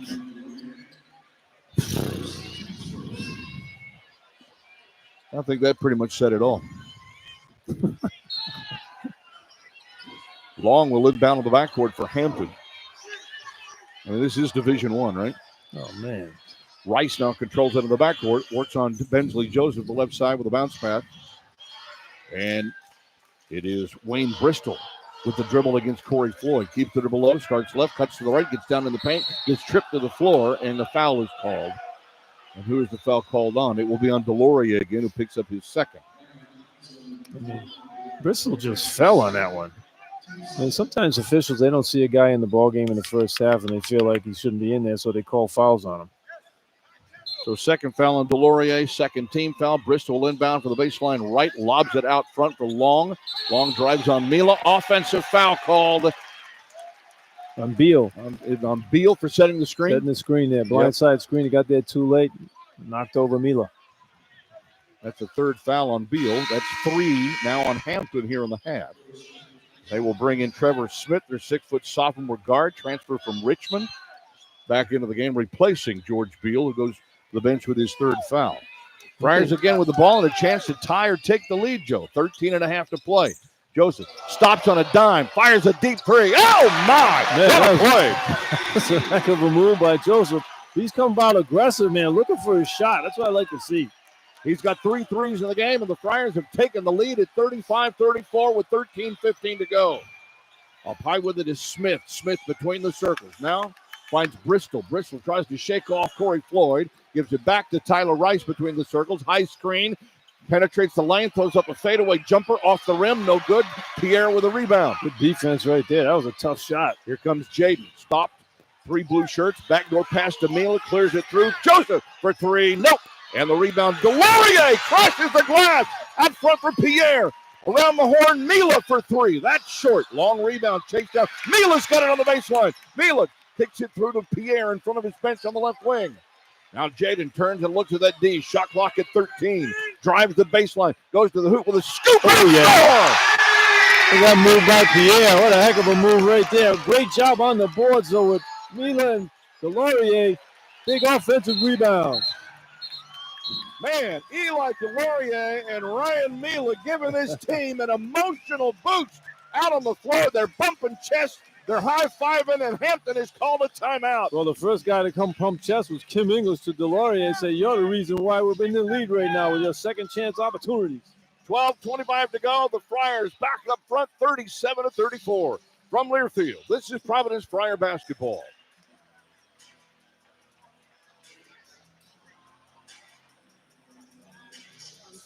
Oh, there it is. Yeah, what happened? It's just a button. Was it a bad button? No, I can't. All right.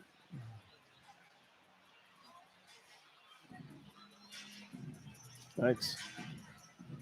Now that's good. And now I can hear. I can't be telling John stories when he comes back from a commercial. You know, I might be saying something wacky like, "This guy stinks," and we come right out of a commercial.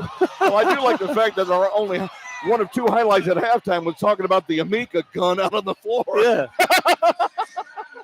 I mean, that was just crazy. Brett, that was magnificent, by the way. I didn't even get to hear it, Brett.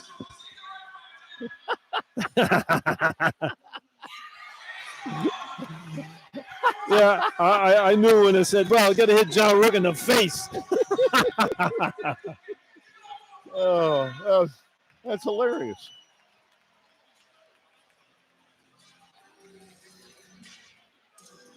I'm trying not to be too pissed off here. Huh? Trying not to be too pissed off here. I know. It's hard. Can't come out and play like this, man. You find two guys now. He put Mila and Delorier in the game, and they're giving them good, solid minutes. Say that in a second. Coming back. Okay. Milton Cat, your Caterpillar equipment dealer for the Northeast, a proud sponsor of Providence College Athletics. Friars on a 7-0 run over the last 94 seconds to take their first lead since back in the first half at 15-13. And Joe, the Friar defense has held Hampton scoreless for the last 2+ minutes and gotten a huge boost from two unlikely heroes this far. Well, they come in the ball game and did a good job. You know, Delorier didn't play in the first half. He's played 2.5 minutes here. He's got 2 rebounds. He hasn't scored, but those were 2 big offensive rebounds, and it resulted in 2 3-point plays for the Friars. So he's the reason why they have this lead. I mean, Joseph's been being more aggressive on the offensive end. He's taken 10 shots in the game, Joseph. He's hit 3 of them. They're all 3-pointers. 3 for 10 from 3-point land, but he's not hesitating out there, and that's what you want to see. You got to keep playing. You're wide open, shoot the ball. So Delorier stays in the game. Ryan Mila stays in the game. The two guys that have given this Friar team an emotional and physical boost here. Well, the last ball game, Mila was in the game for like 8 minutes, and they went on a 13-2 run to get the lead and never looked back. Good things happen when he's on the floor for some reason. He's had a nice offensive rebound in the last offensive set. Pressure in the backcourt here for the Friar defense. Farrakhan will bring it up against Bensley Joseph. Farrakhan to the right wing. Basket to our right here in the second half. Beal back in the game with 3 fouls for Hampton. Has the dribble left-handed to the left side of the floor. Nice. Backdoor pass to Farrakhan, who's met by Delorier, who closes him out. Now he reverses, goes up short, and the rebound underneath and a blocking foul under the basket. Well, the shot was almost blocked there by Delorier. He got his hands up and bothered that shot. Joseph will pick up his 3rd personal foul with 12:04 to go. That's the 3rd team foul as well on the Friars. They're going to put Noah Farrakhan at the foul line. Well, Joseph in one ball game, he had 4 fouls. He played the last 8 minutes of the game with 4 fouls. The one he hit the 2 3-pointers on, that was big. But you're going to have to get him out here now with 12 minutes to go here in the second half. I think Joseph has to come out for a bit. So Farrakhan's free throw is good. And Hampton is 8 for 8 from the free throw line. The Friars are 3 for 11. There's a reason why the Friars are not up 10 points right now. It's just unfathomable to be 3 for 11 from the foul line. I mean, Shaq does that by himself. I mean, this whole team is 3 for 11 from the foul line. Farrakhan's second shot is on the way, and he got it. So they're perfect at the line. He's got 15 points to lead all scorers. And Hampton's back within 1 at 37-36. And we dip under 12 minutes to play here at the Amp. Delorier up high, goes to the right wing for Floyd. Back to Pierre, top of the key, uses his screen. Comes to the left, back to Delorier, high post. 2 dribbles out on the front. Splits 2 defenders, gives it back to Floyd, who gets into the teeth of the zone. Shooter curls up another, banks it up. Oh, it rolls off the front of the rim. and a foul on the blue shirts. It's on 0. That's George Beal, who just picked up number 4. That's what Corey Floyd has to do more of, John. He started to do that this year. When he goes to the basket, you got to finish in there. He used to pick his dribble up and try to find a pass and get 3-second violation or a turnover. He's strong in there. Finish the shot. Get yourself to the line. We got an officials timeout. 11:42 remaining. 37-36. Friars precariously hanging on to the lead from Learfield. This is Providence Friar basketball.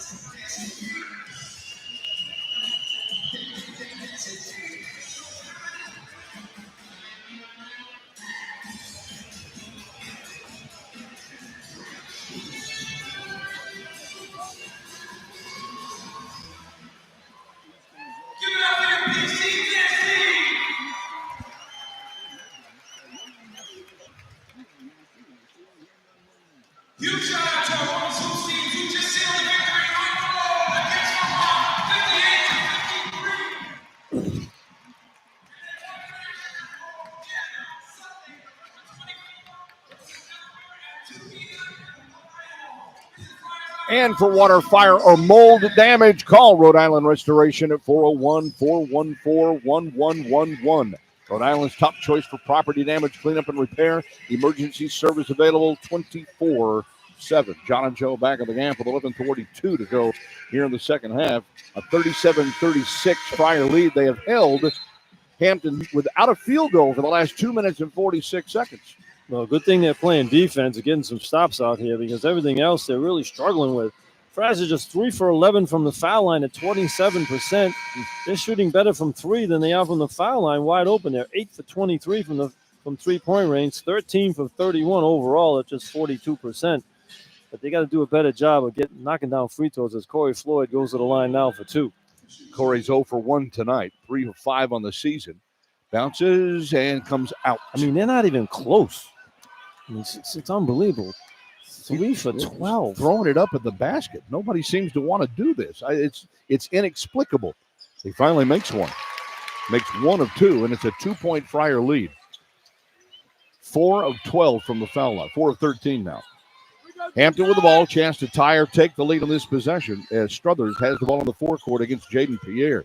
Drives to the left wing. Bounce pass. Goes down low for Mullen. Mullen works around Delorier, loses it. Delorier tried to tie him up. Ball scoots free. Mullen jumps into the crowd to try to save it, and it's a turnover for Hampton. Eli Delorier again defending on the play. Getting it done to the center position. He's playing better than anybody at the center position right now.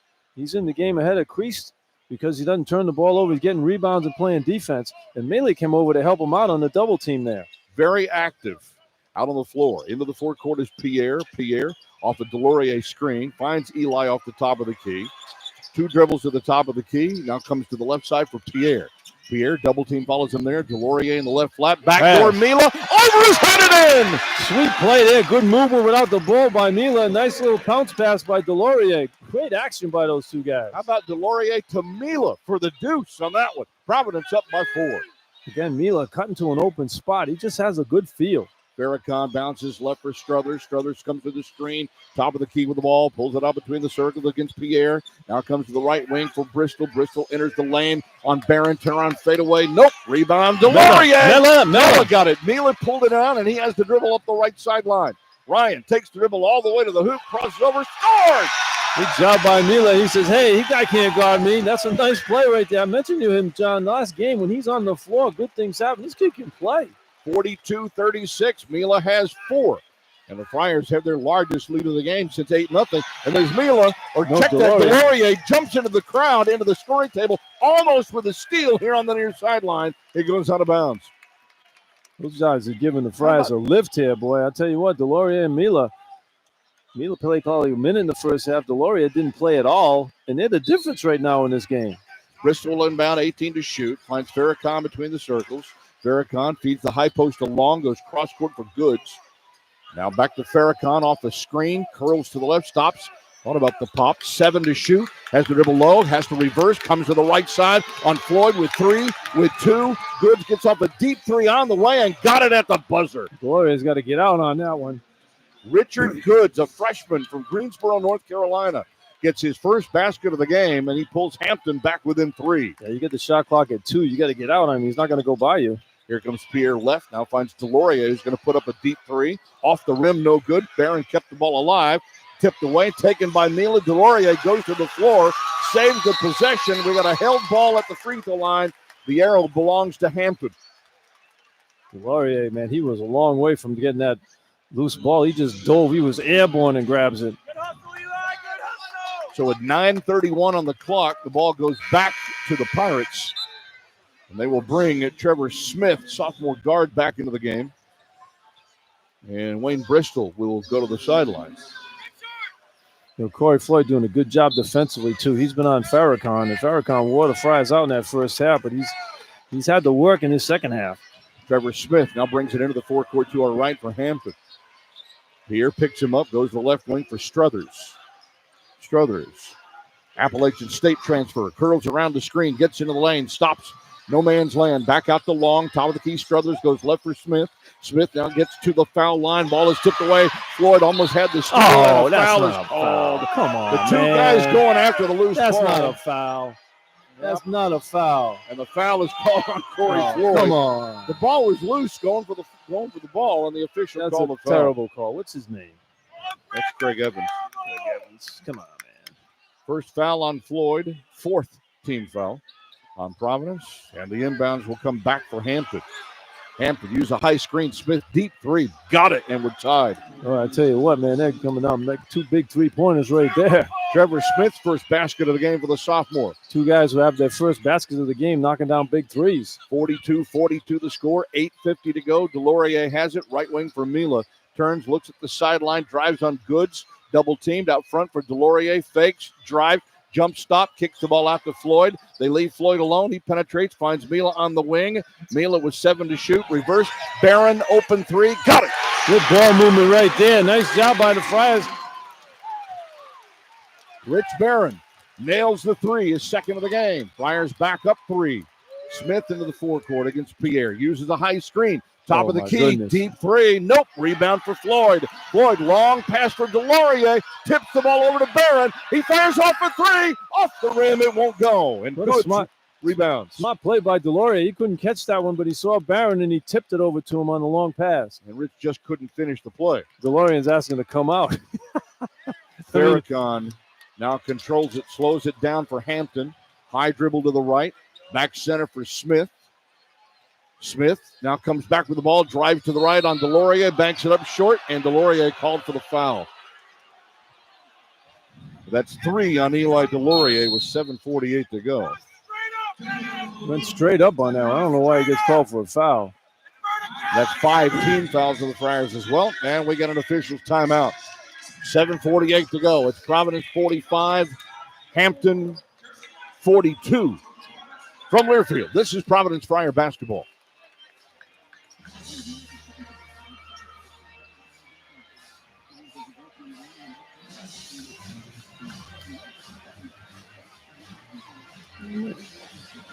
Bad call, man. Trying to explain. He went straight up. The kid dove into him. Well, that one out there was even worse. Terrible. 2 bad calls.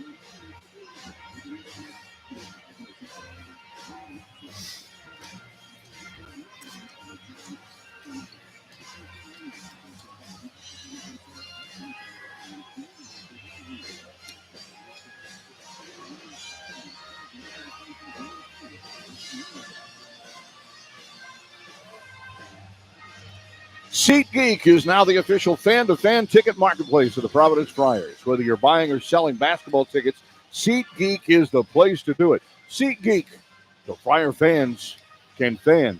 Well, Providence has only allowed Hampton to score 12 points in just a little over 12 minutes here to start the second half. We told you in the pregame, Providence came into the game 9th in the nation in scoring defense, allowing opponents only 52 points per game. They've held Hampton to 42 thus far, but only have a 3-point lead. Yeah, Hampton's making some big threes here. Friars look like they're going to get some distance on the scoreboard, but Hampton, 2 guys come in to make 3 points. The first shots of the game they've taken, so they knocked them down. But looks like Friars in the lineup now. They're going to put the walk-on in the ball game here. Daniels is coming in the game, and with Oswin and Joseph's back in the game now with 3 fouls. But good job by Mila and Delorier to get the Friars the lead in the game. And it will be Trevor Smith going to the free throw line here for Hampton. And a chance to get his team back within 1. He just hit a 3-pointer, his first make of the game. And he did a nice move there to pick up the foul on the other end. I thought Delorier went straight up. And sometimes the officials are a little inconsistent on what they're calling out there. They ask you to go straight up even if there is contact.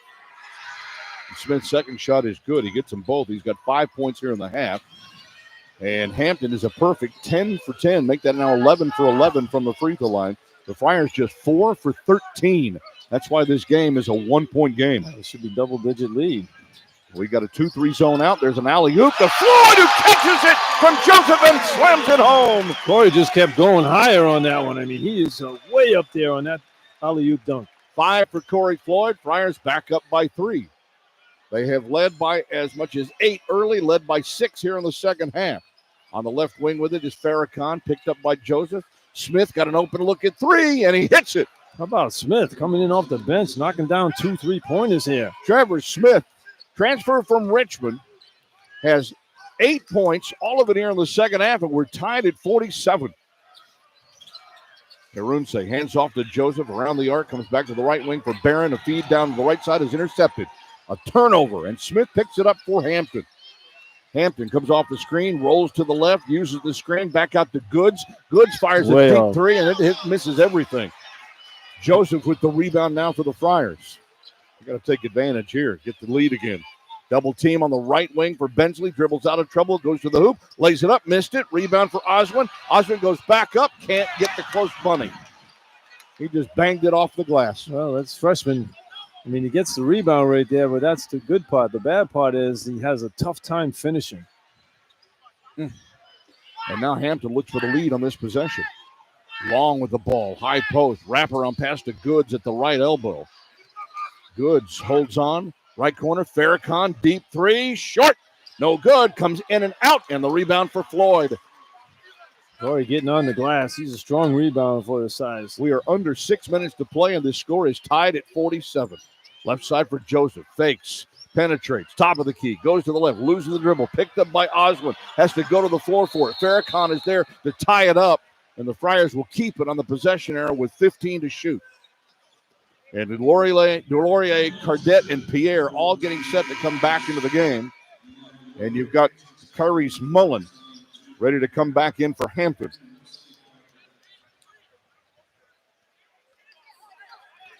Friars will keep the possession and the tie score at 47. Getting nail-biting time right now. Yep. You know, when you got a guy like Farrakhan out there for Hampton, you don't want it too close because he can take over the game by himself. Joseph looks for the inbounds pass from the baseline right of the basket. Got to get it in bounds. And he finally lobs it out for Floyd, who comes down with it. Floyd penetrates, goes right to the hoop, and hammers it. How about Corey Floyd? Get to the basket, big fella. And he finished there at the rim nicely. 7 for Floyd, all here in the second half. Providence back up a deuce, 5.5 to play. Now's the time to turn up the notch on defense. Farrakhan crosses over, drives down the lane, kicks it out, left side, wide open for Long. 3 is no good. Rebound tapped out, saved by Struthers, and then the ball gets kicked out of bounds. Turnover. Boy, that was an opportunity there for Hampton. They had some wide open looks. They forced a pass in the traffic right there, and Friars get lucky with the turnover. So Providence has the ball. Hampton will bring George Beal with 4 fouls back into the game, replacing Etienne Struthers. Friars have it with a 2-point lead. And Joseph will bring it right to left into the forecourt on Farrakhan. Eli sets the high screen. Goes cross court for Cardette. Fakes, drives, gets cut off by Long. Works his way into the paint. Backs his way down. Reverses. Lobs it back out front for Joseph with 9 to shoot. Out to Pierre. Left corner. Cardette for 3. Yes! Good pass there by Pierre. And Cardette moving up with the ball. Gets to the off corner there. Gets it shot up quickly. Knocks it down. 8 for Cardette in the game. Friars up by 5. 4:42 to go. Farrakhan controls near the mid-floor circle. Left-handed dribble to the right side. Goes right to the basket. Loses it. Picked up by Long. Right by Delorier. Up the floor to Pierre. A 2-on-2. Pierre. Floyd for 3. Way short. Loose on the floor. Delorier saves it to Cardette. And then Cardette is fouled. 1-on-3 underneath. Cardette out-battles the Pirates for the ball. And the foul is called on Kyrese Mullen. I know Corey's a little pumped up out there after the dunk, but, his strength is not the three-point shot. Pierre came down and found him on the three. I'd like to see Corey take it into the paint and finish. I mean, that's where he is. That's his strength. You got to do that. Play to your strength. You're not a great three-point shooter, obviously, so take what you're good at. Third foul on Mullen. That is 5 team fouls on Hampton. How about Delorier? What a block shot down the other end. I mean, he's been the best big guy for the Friars. Didn't play in the first half. Didn't play in the first game. He played in the first game. He didn't play. I mean, he's been solid out there, doing a good job on both ends. Lob from the baseline to Delorier. Out to Floyd. Now to Pierre. Swings it left for Cardette. Bensley's going to drive the baseline. Kicks it out to Floyd. Now to Pierre. Pierre fakes to the right. Drives to the foul line. Steps the ball back out with Hampton. 10 to shoot. Now Floyd. Pierre. Left side, double team, in trouble. Finds Delorier with 4, with 3, with 2. Joseph for 3. Oh, can't get it. Smith with a rebound. Tell you, Hampton played good D right there. The Friars couldn't get anything. Look, but that wide open there by Joseph just to make the shot. Very good defensive set by the Pirates. They've got the ball trailing by 5. We got 3:49 to go here in the second half. Smith taking his time on the left side against Wesley Cardette. Waits for the screen, has it on the sideline. Mullen sets it. He cuts to the right, finds Farrakhan. Starts to the right, goes to the left, floats it up short. Rebound tap, no, loose on the floor. Pierre dives to the floor for it. Mullen comes over on top. Beal comes over on top. Floyd is there, and what is it, a held ball? That'll be Hampton ball. It'll be Hampton ball. And we got an official's timeout. 3:30 remaining.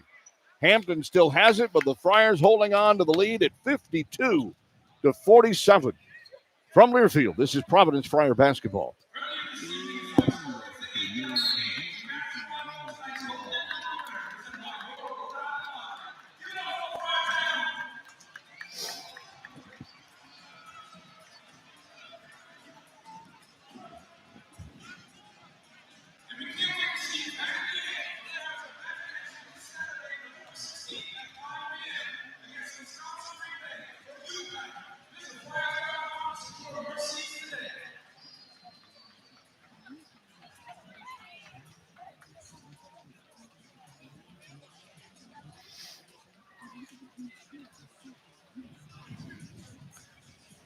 There's probably still no juice in this building. If the Friars have 11, if they're 11 of 13 from the line, they got a 12-point lead. I can't. What do you say, John? You can't hear me at all? No, I could barely hear you on that one.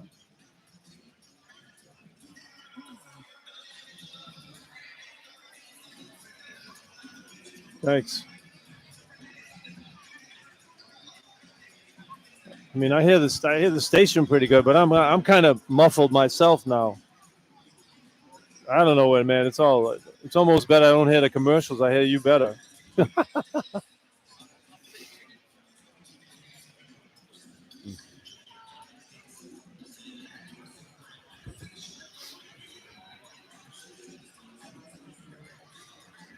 Make your home project a slam dunk with floor and decor. Now open. Shop unmatched selection and get flooring, tile, and wood at unbeatable prices. John Rooke, Joe Hassett back of the amp. 3.5 to play. It has been a tough go for the Friars tonight. Holding on right now to a 5-point lead over the Hampton Pirates, unheralded out of the Coastal Athletic Association. These two teams have never played basketball against each other before. Hampton's only faced 3 Big East teams in their time since they moved into Division I back in 1995, and yet it's a 5-point lead here. Yeah, you look at the stats, too. I mean, Hampton for the game, John, 28%. They're 15 of 52. 28%. They're 28% from 3 at 6 for 11.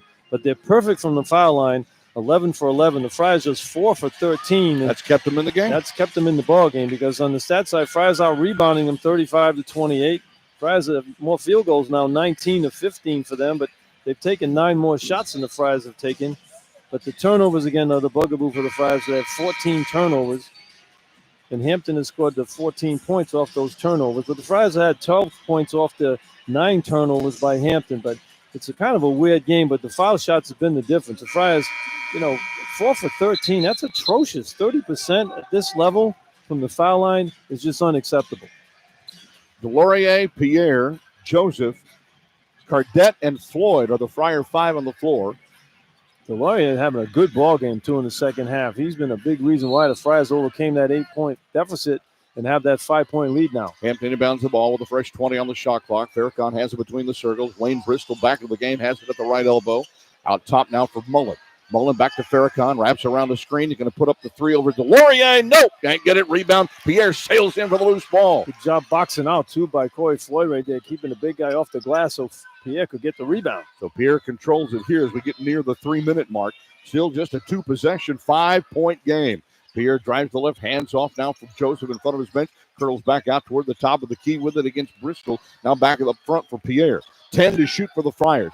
Delorier sets the screen. Pierre drives down into the paint, loses the ball. Picked up by Joseph with 4, with 3, with 2. Off balance 3, banks it up. He got fouled on the 3-point attempt, and it's on George Beal, who just fouled out of the game for Hampton.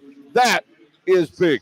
That hurts for Hampton because they played great defense in that set. Friars tried to go for the shot like with 15 seconds on the shot clock, run their play, take a little time off, and Hampton did a good job of guarding the ball. Everything they did well until that foul there that Joseph was going backwards, taking a 3-point shot, and he picks up the foul. He gets 3 shots at the basket. So their leading scorer for the Hampton Pirates, George Beal, who averaged 17 points per game in their first 2 games, scoreless tonight, fouls out with 2:48 left. Wow. But they've got it picked up from other guys on the floor for sure. But, I mean, you think about scoring, I mean, that's the 28%. You look at who's scoring the basketball for Hampton, and Noah Farrakhan has the 15 points, almost half their points he has, and Long off the bench with 8 points. Joseph will go to line to shoot 3. He's 2 for 2 on the line on the season. Somebody's actually 2 for 2 for the Friars this year. Hasn't shot yet tonight. 4 for 13, and it's in and out. 4 for 14. I've never seen anything like this. This is. I'll tell you right now, John. I mean, how many times have we seen this in 36 years? I go to line right now, take 14 free throws left-handed and make more than 4 of them. Second shot for Joseph. That one is good. In my street clothes right here. I feel like I could put on a blindfold and hit 4 out of 14. No, now you're getting way carried away. Come on, man. I need a little credit. Are you sure you didn't get hit in the face by one of those I did guns? not. I did not. Okay, man. I had my senses. I would put you in concussion protocol. Long that comes into the game. Farrakhan back in. Bristol checks out for Hampton. One more try here for Bensley Joseph, who has 10 points total. He scored 7 of those here in the second half. Third free throw here is good, so he gets 2 of 3. He's solid to have a guy with the ball, though. When the shot clock's winding down, Bensley Joseph, I wouldn't want to have to guard that guy. 7-point game, 2:45 to play. Hampton with the basketball. Long has it up high, drives to the right side, a handoff. They flex out front, and a foul on Long for an illegal screen. Well, he handed it off and just followed through and wiped out Cadet. Picked up the foul. Second foul on Long.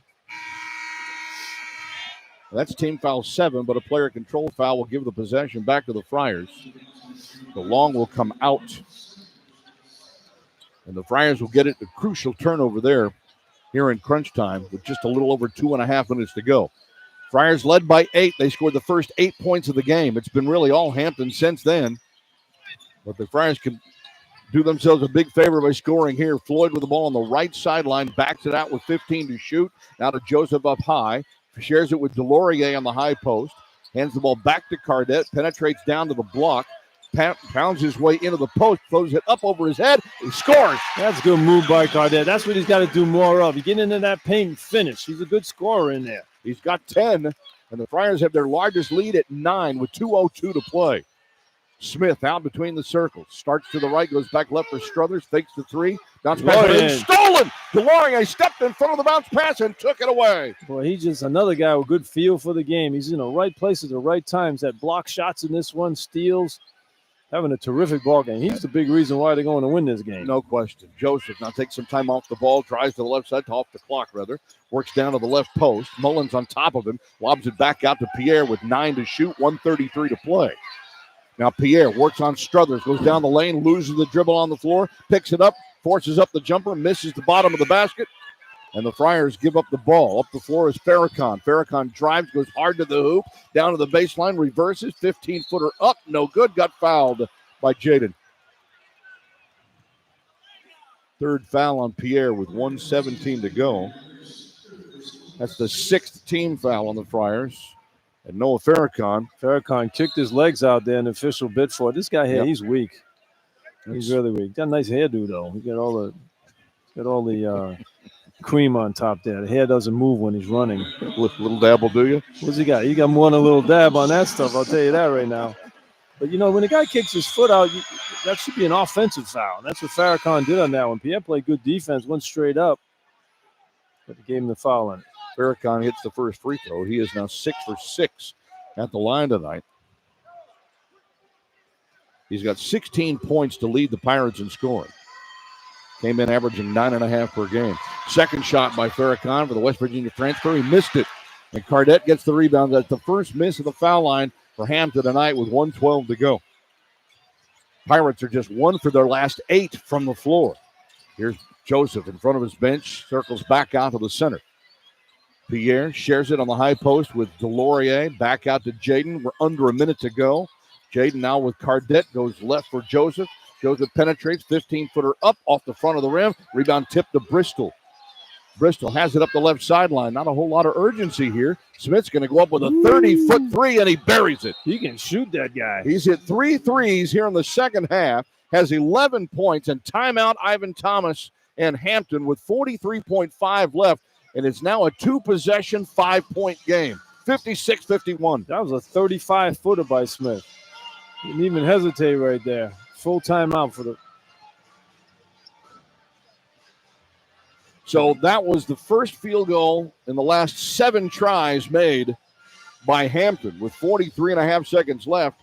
And that pulls them within 5 at 56-51. So now, just when you start to breathe a little easy, bang, comes back and haunts you with a 3. And here's another thing can haunt you. When you're shooting as poorly as the Friars off from the foul line right now, if I'm Hampton, I'm fouling on the inbounds play. Right away. Right away. I mean, I'm going to hack anybody out there. Friars just put Miller in the ball game. So, you know, there's going to be some fouls here, and this game is probably going to be extended with 43 seconds to go. If you look at the Friars from the foul line, where they 6 for 16 for the ball game on the foul line, you got to foul them right away. I wouldn't even worry about trying to steal a ball in the backcourt. You know, try to get a 5-second count, go for the steal, and the ball comes in and foul right away. Hampton has 17 fouls, so the Friars are in the bonus. Providence has 16 fouls, so their next foul would put Hampton in the bonus. Providence has all of their timeouts left. They got 3 here in the second half. Hampton has just 1 timeout remaining for the final 43.5 seconds. So you got Jaber Rahim, who's a very good foul shooter. He's in the high 80s. And Pierre is a good foul shooter as well. So the Friars, Rahim hasn't played at all in the second half here. So if you have the ball out there, you want to get the ball in Pierre's hands right now if you can on the out-of-bounds play to send him to the foul line. So Mila is back into the game. Pierre remains. Floyd remains. Joseph remains. Barron is in the game. So that's the Friar 5 right now. Mila's the tallest player out there at 6'6". And Mila for the year is 2 for 3 from the foul line. And you got Barron in there now, so you got mostly shooters on the floor. Well, except for Mila's going to inbound it. Hampton will guard away from the basketball with defensive pressure in the backcourt. Mila runs the baseline, looks for someone to get it to, bounces to Corey Floyd. Double team, steps through it, back to Joseph, and he gets fouled. He should have passed that to Pierre. He held on to it. He knew he was going to get fouled, but he should have passed that one to Pierre. Trevor Smith with the foul. It's his first, but it's 8 now. It'll be a 1-and-1 at the free throw line with 40.2 on the clock. Farrakhan was out. Now he comes right back in, replacing Tyler Rice. So you know what a lot of players do too, John. They know the team has to foul, so they hold the ball till they get fouled. But Right. What you want to do is move the ball and not allow yourself to get fouled because you want the time to come off the clock. That's most important. So a 1-and-1 for Joseph is on the way. Good. Bensley Joseph hit 78% for the line last season as a Miami Hurricane. That's good percentage. You should be in the 80s, though. You like to be at least 80% or better. He's 3 of 4 at the foul line tonight. The second shot is on the way. Good. Good job by Joseph knocking down 2 free throws right there. So the Friars now 8 for 18 from the foul line. Inbounds comes to Smith. 37 seconds left. Pick him up early. He's only like a 3-pointer from 40. 7-point lead for the Friars. Smith has it out between the circles. Thinks about that deep three. Penetrates, steps back. There's a 25-footer. Nope, missed one. Rebound for Corey Floyd. That should probably do it. Farrakhan with the foul on Floyd with 23.8 remaining. Good D by Mila right there as he was playing Smith. Smith tried to drop him, back him off, and then step back and take the three. And Mila was right on his shooting hand. That was the worst shot he's taken in this ball game, Smith, because he's been terrific shooting threes. 9th team foul. So a 1-and-1 here with 23.8 left for Corey, who is just 1 for 3 at the foul line.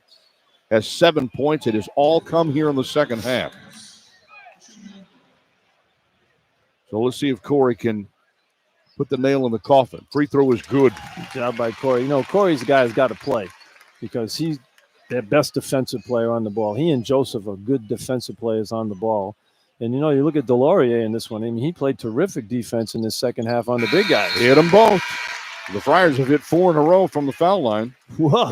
in the closing seconds, and they have a 9-point lead, which is their largest of the ball game with 23.8 seconds left. Inbounds comes to Farrakhan in the backcourt, 60-51. Farrakhan comes up the right sideline, picked up by Pierre, goes left for Smith. Got his shot blocked by Joseph. Smith comes down with it, penetrates on the baseline, has to come back outside with 10 seconds left. Then Farrakhan, he turned his ankle as he tried to save the ball from going into the backcourt. Yeah, oh, my goodness. 10 seconds remaining, and that hurt just looking at it. When he came off the bench, he was limping when he came in, so that might have been bothered him already. He tried to stop the ball from going over half court, and he turned his ankle there. Yeah, he stepped right in front of the sideline there, trying to keep the ball from going a backcourt violation, and just turned the ankle. Yikes. He's played very well for Hampton tonight. Has 16 points to lead the Pirates in scoring. Transfer from West Virginia. Played in 23 games for the Mountaineers a year ago and made 5 starts and averaged 7.7 points per game as he's helped to his feet. And Coach Ivan Thomas, the former Friar assistant under Ed Cooley, helps him off the floor. Farrakhan's a good player. You know, you play at West Virginia, you can play a bit.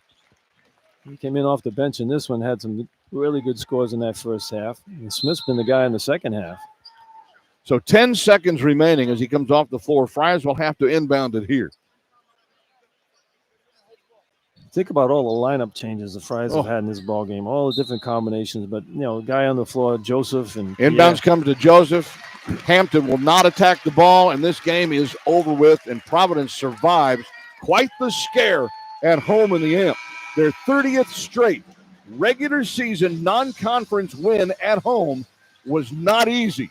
60-51 the final over Hampton. Well, they were able to overcome some bad foul shooting and turnovers again in the ball game, but you know, different players have stepped up to win ball games for the Friars in the last 3, and they haven't looked pretty winning, but they're getting wins. That's what counts. And we'll talk about that. Opportunity does present itself for a few people, and the Friars, as they shake hands with Hampton, some familiar faces there. You have Kyron Cartwright, you have Jack Manning, who was on this team as a graduate assistant a year ago.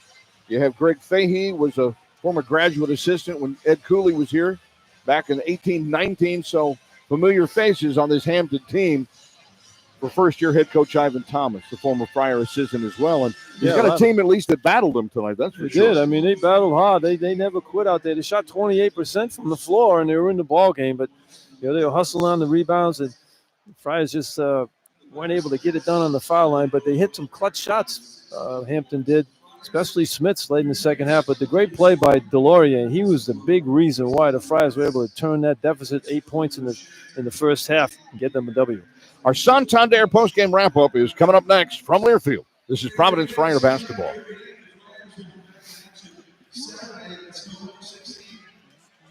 So Delorier did not score, even though he's our player of the game. Yeah, I mean, it's tough. I know. I mean, he made it. So I mean, he doesn't have the stats, but yeah. Do you have any one of those big plays that he had there, Brett? Eli Delorier. Yeah. All right, let's play. We'll save that for the play of the game at the end here. In the meantime, just play anything coming back is fine. You know, Cardet hit a couple of threes. Yeah, Bensley hit a couple of threes. So he played 12 minutes in the second half. He didn't play in the first half, so he played all his minutes. Yeah. He had 3 rebounds and no points. It's tough to make him player of the game, but I think he was a big reason we can make like a co-player of the game, right? We'll fake it then. We'll do it. Come on. Who says we can't do it? We can do anything we want. I know, because everybody else really wasn't earth-shattering. Jaden Pierre had a good game. He had 13 points and 6 rebounds. He's the leading rebounder in the ball game, he and Corey Floyd. How about you got 3 7-footers and you got 2 6'2" guys who are leading rebounders? The big guys better wake up.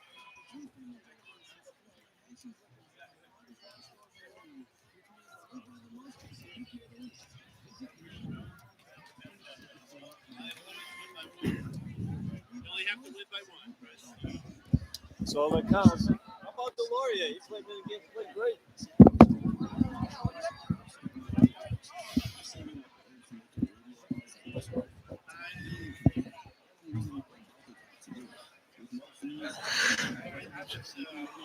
Oh, yeah.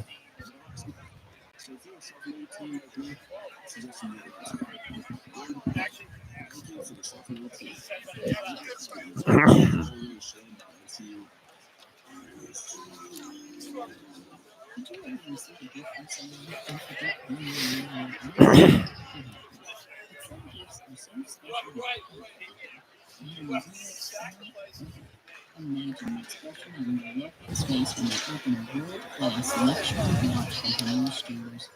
Hanush is your source for top-of-the-line watches, always for way less than most spectacles. Choose from respected manufacturers like Amica, Force, Longines, Tissot, Movado, Seiko Corsage, etc. price points. Or our affordable timepieces by Seiko, Citizen, and Indigo. Whatever your choice, every world-class watch from Hanush promises to be a game changer for whoever elected to these days. Even if the person you're giving it to is you. Hanush Jeweler. A family family. Hanush Jeweler. Oh, yeah. Oh, really? Well, that sounds interesting. Yeah, it's part of that.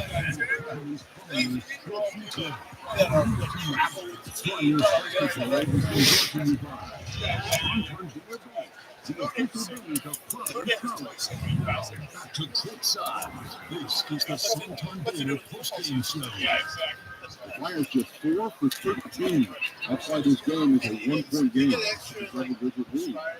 They've got a 2-3 zone out. There's an alley-oop. The Floyd who catches it from Joseph and slams it home. Floyd just kept going higher on that one, and he was way up there on that alley-oop dunk. Joseph looks for the rebound pass on baseline right of the basket. Got to get it in bounds.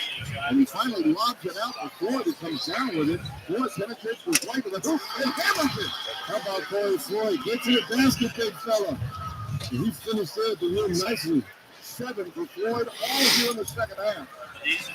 Yeah, Corey Floyd certainly turned it on in the second half. Bensley Joseph had a good second half offensively. You even had Wesley Cardet hit a couple of threes. But, you know, as far as we're concerned, the story of this game was when Ryan Mila and Eli Delorier came into the game and gave this team a needed, emotional, energetic boost out on the floor as the Friars turned an 8-point deficit at halftime into a 9-point win, 60-51. Well, they both came in the game, and good things happened. They don't turn the ball over either. Eli was terrific. He played 12 minutes and all in the second half. Didn't even play in the last game. He had 3 rebounds. Didn't score a point, but he was a major factor out there why the Friars won the game. And Ryan Mile, he played 10 minutes, most of it in the second half, and he had the 4 points, but he was solid out there too. He had 3 big rebounds, but, good things happen when he's on the floor, it seems. It's one of those guys that just has the right place at the right time. And without those two guys, the Friars don't win the ball game. I mean, Floyd had a super game down the stretch there, and Jaden Pierre hit some big shots as well as Joseph. But those two guys were able to get the energy in the building and get their team back on the defensive end, making good decisions. You know, this game was the Friars scored the first 8 points of the game and then just fell into an offensive funk that we haven't seen. I mean, it rivals some of the best ones we've seen in the last few years, as Hampton ripped off 16 unanswered points. Providence went more than 8 minutes without scoring in the first half and limped into the locker room down 30-22. But then to start the second half, Cardet hit a three, Pierre hit a jumper. They actually went on a, 3, 6, and 8-2 run to pull back within 2, and then took the lead for good in this.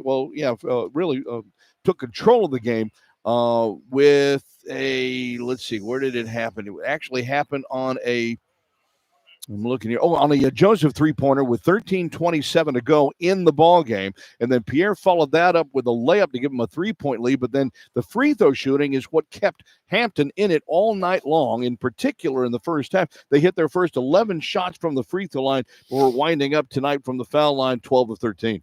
Yeah, I mean, they made all their foul shots with the Friars. Just shot 50% from the line, 10 for 20. But they did hit 4 in a row to ice the game down the stretch, and that's the most important part. You got to make those important ones down the last couple of minutes of the game. Friars outscored Hampton 38-21 in the second half. So the defense for the Friars this year has been good. I mean, they get out, they battle on the defensive end, but shooting the ball and some of their shot selection sometimes can less to be desired. But the 29 3-pointers they took in the ball game, they hit 10 of them, but the turnovers hurt the Friars early on in the game. But with about 8 minutes to go, they had 14 turnovers, so they didn't turn the ball over for the last 8 minutes of the game. And lo and behold, they take a lead in the ball game, and that's the difference. They've just been turning the ball over too many times. The guy who's really struggling is Quis Sadako. I mean, he had 4 turnovers in the game, 1 rebound and no points. He has 14 turnovers for the year. He has 15 points and 10 rebounds. So he has more turnovers and rebounds as a 7-footer. So coach couldn't go to him in the second half. So he goes to Eli Delorier, who hasn't played at all. Plays 12 minutes and is just terrific out there. So, you think that Friars have 3 7-footers, but Delorier comes in at 6'9" and was able to plug up the middle, had 2 block shots in the game, but he was a big factor. You look at his stats, he's the second to the last guy into the ball game and say, how could he do what he did when you look at the stats? But he was a major reason why the Friars won this game. Yeah, no doubt about it. And they got enough good shooting in the second half, at least from the floor. But there was a little bit more pep to the step. There was a little more emphasis on it. It almost looked like they were trying to do some things that were out of character in that, woeful first half, in which they only scored 22 points. And let's give Hampton a lot of credit. Ivan Thomas kind of suspected what he would know about some of these guys out on the floor, even though, this is the second year under Kim English. But they seem to have an answer for just about everything the Friars, were ready to attempt. Certainly, I would say within the first 35, 40 minutes of the game. Or let's see, 15, 20. How many minutes and a half? 20. Yeah. 25 minutes. 40 minutes in a game. Yeah. Right. Yeah. But hey, Hampton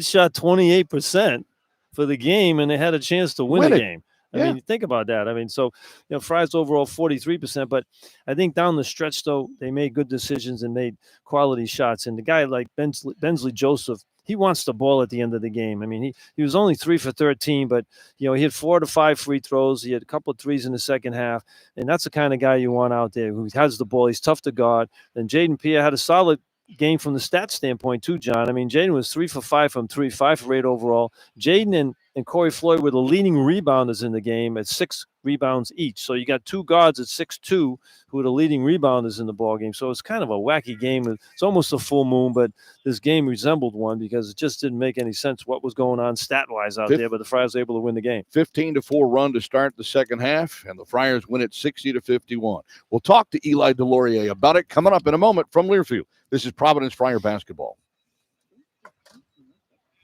Way to go, big fella. Thank you. Nice effort. Nice game, man. Nice effort. You're the difference.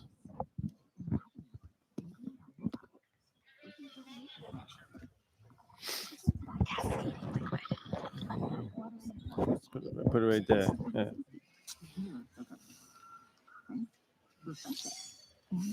Good job out there, Eli. Way to stay ready, man. You didn't I play in the appreciate first half, and it's tough to get out there and get into the flow like that, you know? Yes, That was sir. good, man. Good job. I wanted to take a moment to thank Amica, the official. Could you let them play the game cut here since Sure, why not? We'll do it right here. Yeah. Great idea. trust to protect my family and my own. If you haven't checked out Amica, visit Amica.com or call 800-24-AMICA. That's 24-AMICA. See why 98% of Amica's customers stay with them year after year. Property disasters like flooding from a burst pipe or Eli, what's up with the foul line, man? The guys are 10 for 20 from the foul line. I mean, the foul line's got to get better, right? It's crazy. You might want to. Which one? Which one is he? This is mine Here's right the here. bottom one. You hear that okay? Lower. Can you hear us now? You got us now? No. There you go. See if we can fix it. I'll fix you up real quick. All right. All right. Talk to me, guys. Check. 1, 2, 3. 1, 2, 3. Test. That's One, the one two, I three. had. Only had Yeah, one it's ear. just the station is so loud over you guys. That's all. I know. I know. By the way, the highlights sounded distorted. Were they distorted, Brett, coming from us tonight? Or is that just Just hasn't the been playback? I didn't think they sounded bad, did you? Yeah, it Yeah. sounded. All right. I'll have to look. Yeah. I fixed every time he said it was hot. Okay.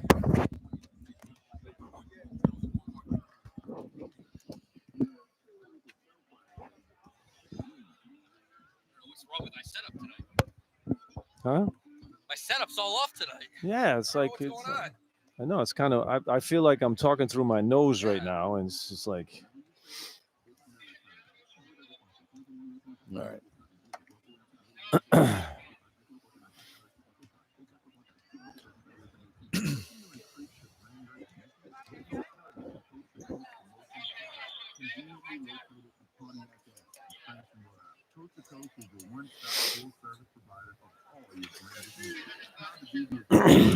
You might have started a trend here. They're calling it. They're posting at us during the game, and they're calling it Eli Hustle. How about that? That's awesome. How about that, man? That's good, huh? Yes, sir. That's pretty good. Go Friars. Here we go. Good movement without the ball by Mila. Nice little bounce pass by Delorier. Good action by those two guys. I got Delorier to Mila for the deuce on that one. So they take the three. Not Delorier. Stolen. Delorier stepped and told him out passing. Took it away. He's another guy with good feel for the game. He's in the right place at the right time. He's got block shots in this one, steals. Kind of a terrific ball. He's the big reason why they want to win this game. No question. That's how it turned out tonight. Eli Delorier did not score, but played 12 second-half minutes and was certainly a catalyst along with Ryan Mila as the Friars turn an 8-point deficit at the half into a 9-point win, 60-51 over the Hampton Pirates. And Eli Delorier is our Audi Warwick outstanding performance of the game. Congratulations. We got people tweeting at us and posting at us and everything saying we're going to call it Eli Hustle out on the floor. Yeah. Congratulations. I appreciate that, sir. That means a lot. Well, tell us what Coach Kim was telling you before you got into the game. What did he want from you? Just toughness. Get out there and play your hardest. Do what you do every day in practice, but main thing is just get out there and play your hardest. You know, you're good at, I'm talking to you before we get on here to stay ready. I mean, you didn't play the whole first half, and it's not like coming in the game where you have a 10-point lead where you can just like relax. You guys were getting beat, needed some energy, and you came in and provided that for them. Not many guys get player of the game, but we named you player of the game. And, you look at your stat, you say, Eli had 3 rebounds, no points. You had 2 block shots and no turnovers and an assist. But you were like the main reason why they won this game because the rest of the guys were really struggling out there, but you had a good feel for what's going on. What are you thinking about when you're sitting there on the bench? What are you thinking about when you're watching guys playing your position to be ready to play? Honestly, it's just learning from them. It's an added benefit of not starting is really just being able to make sure that you're mentally locked in before the game, but also seeing what they're doing on defense and offense and, keeping that in mind. Even if you don't play in the first half, you got to stay mentally locked in and just keep telling yourself that if you get in, you got to play your hardest and do what you know to do. You had a good look at a 3-point shot out there. You took the shot. You almost made it. But, what I like about your game is you don't hesitate. You go out there and and you go after it. And on the defensive end, you have a good feel. Now, your defensive principles out there, I know you guys are supposed to fight over the screen. Now, so if you're guarding the screener, you're almost like a one-man zone back there as well, but you can't switch. But you were able to get back there. So what are you thinking about when the guy's coming off the screen? Honestly, it depends on how my teammate is getting over the ball screen. If I see that he got clipped a little bit too much, then I stay a little bit longer until he's ready to get back and I get back to my man. But if he stays and the man's getting downhill driving at me, that's when I call the veer back switch and stay with him until he makes a decision with the ball. Well, you and Mila did a really good job on one possession there where you're up by 2 and finally got the lead in the game, and you guys did a good job of playing the defense there. You hedged, and then Mila got in front, and then you went up and tried to block the shot, and Mila ended up with the ball. So you guys did a good job of staying together in there. That's just playing together. You guys play together a lot in practice, and you could see it was happening in the game. Yes, sir.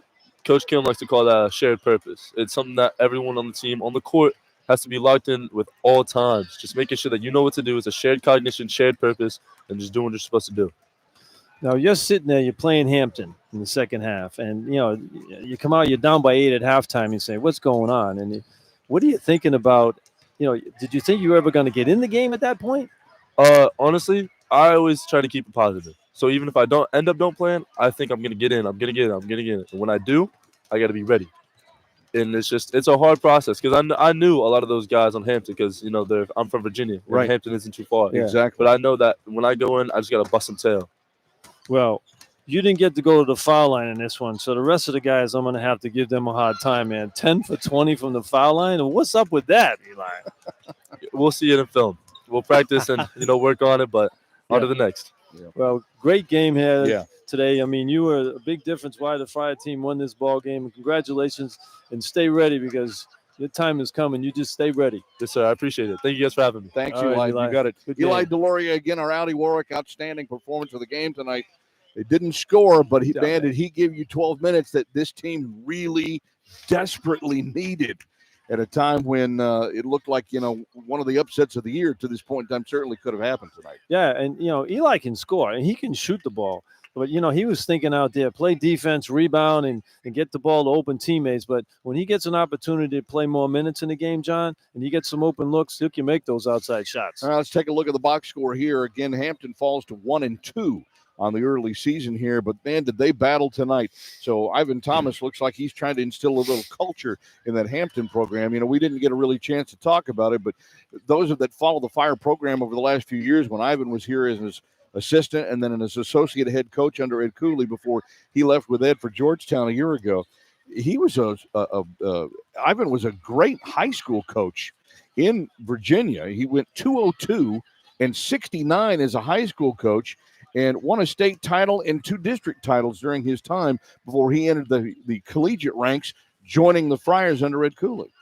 Yeah, he ran a lot of Cooley's plays here when Cooley was here at Providence. He ran that flex offense for a little while, and he did the 1-2-2 3/4 court press, which is more of a nuisance press. So he adopted some of the things that there were some familiar Cooley, some familiar looks out there. So, Ivan being a native of Norfolk, he's basically gone back home to coach this Hampton team. And, I was impressed with their hustle tonight. They had 2 players in double figures led by West Virginia transfer Noah Farrakhan, 16 points, 2 assists, 2 turnovers in his 32 minutes coming off of the bench.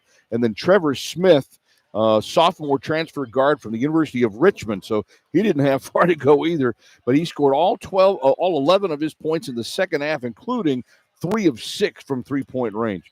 Rest of the scoring was spread out pretty thin. You had 8 points off of the bench for Xavier Long, who transferred 6'7" from Canisius, played 3 years for the Golden Griffins before landing in Hampton and to play for Coach Thomas. 8 points, and he led them with 7 rebounds off of the bench. So the guys off of the bench tonight: Farrakhan 16, Smith 11, Long 8. 35 points out of their 51. So they won't be on the bench very long. That should be the starting lineup in the next ball game. I'm got to think that there's a good shot at that. You had Kyrese Mullen, who's the preseason first team All-CAA forward, one of only 2 returning players on this Hampton team from a year ago, had 4 points and 5 rebounds, 3 points for Richard Goods, 5 points, 4 boards. For Etienne Struthers, Tyler Rice, transfer from East Tennessee, had 4 points in his 11 minutes. Wayne Bristol, who transferred from Georgetown, followed Coach Thomas and Coach Cartwright over from Georgetown with Coach Cooley, did not score, had 5 rebounds in his 27 minutes. Unique Rink, freshman big man, scoreless in 7 minutes. And George Beal, who is their leading scorer coming into the game, averaging 17 points per game in their first 2 games, scoreless with 2 rebounds in 15 minutes before he fouled out with 2:48 to go. You know, you got to give that Hampton team credit. I mean, Friars helped them along the way, though, with their poor free throw shooting, but Hampton shot 28% for the game, and they were in the game to the last minute and a half of the game. In the second half, Joe, Hampton shot 25%, 6 for 24. Only 6 field goals made in the entire second half. And we mentioned in the pregame and then in the second half, Providence is actually 9th in the nation in scoring defense, allowing opponents 52 points. And that's, Hampton had 51. They're 14th nationally in field goal defense, limiting opponents to 31% from the floor. And they held Hampton to 28 tonight. Yeah, I mean, Hampton had some good looks early on. They went at 16-0 run. They take the lead in the ball game by a good margin. But Friars, again, the defense bailed them out. But they were getting stops in the second half. Friars had 3 in double figures tonight. Jaden Pierre and Bensley Joseph each had 13 points to lead the Friars. For Pierre, he had 9 of his in the first half. For Joseph, he had 10 of his in the second half. And then he had Wesley Cardette, who had 10 points and 4 rebounds. Cardette had 8 of his 10 in the second half, including a couple of big threes. Oswin Arunse had 3 points, 5 rebounds, starting at center again tonight with his first official block shot anyway. He had 2 points, 3 rebounds for Jabri Abdur-Rahim. Only played 15 minutes, went 0 for 2 from the floor. 9 points, 6 boards, 3 assists for Corey Floyd, who scored all 9 of his in the second half. Chris Sandico, scoreless with a rebound in 9 minutes, had 4 turnovers tonight. Rich Barron, 6 points, had a rebound in 16 minutes, had a turnover tonight. Ryan Mila had 4 solid minutes with 4 points, 3 rebounds in 10 solid minutes tonight. Anton Bonk scoreless in about 2 minutes, and Nilovan Daniels scoreless in 2 minutes. But Eli Delorier scoreless, 3 rebounds, 1 assist, 1 steal, 2 blocks in his 12 minutes. Yeah, the 2 block shots are big, too. I mean, everything was big when he was in the game because the game was in doubt the whole time he was in there until they finally took the lead in the ball game, and he was a big reason why they would get that lead. Friars were 20 of 46. That's 43.5% from the floor. They took 10 fewer shots than did Hampton from the floor tonight. 10 for 29, Joe, from 3 tonight. That's 35%. So it's the first time they've hit double figures in 3-pointers made in their third game, but 29 of their 46 shots were from 3, only 17 twos, and the Friars made 10 of them.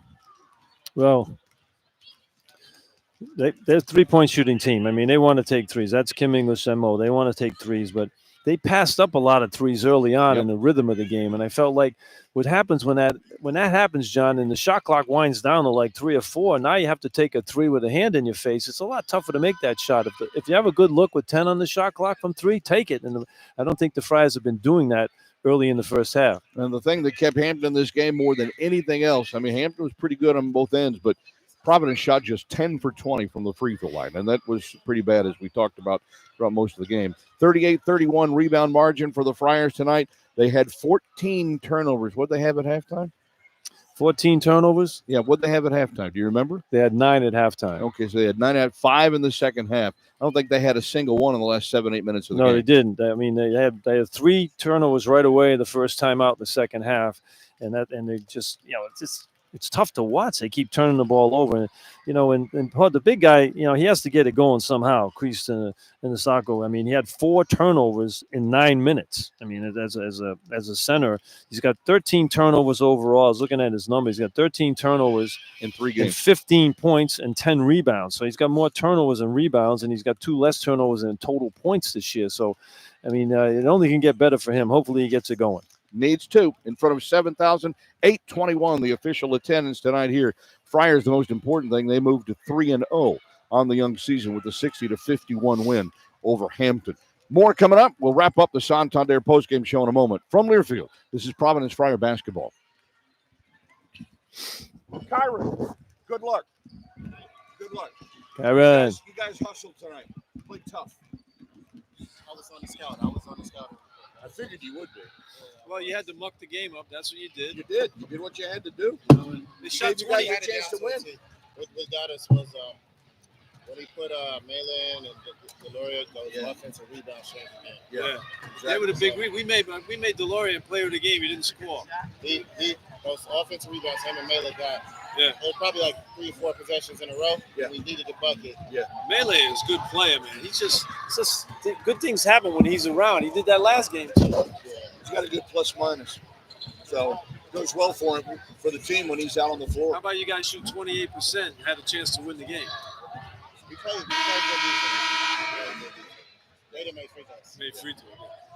Exactly. Good luck, bud. All right, good luck, man.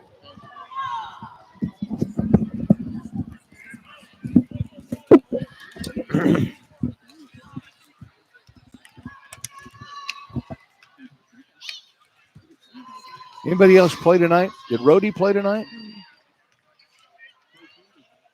Yeah, they did. They beat Franklin Pierce. Well, they are beating them. 99-72. Okay. How about Bryant? Let me see. What's up, man? What? No, wait till you get some money or a car. No. Ivy.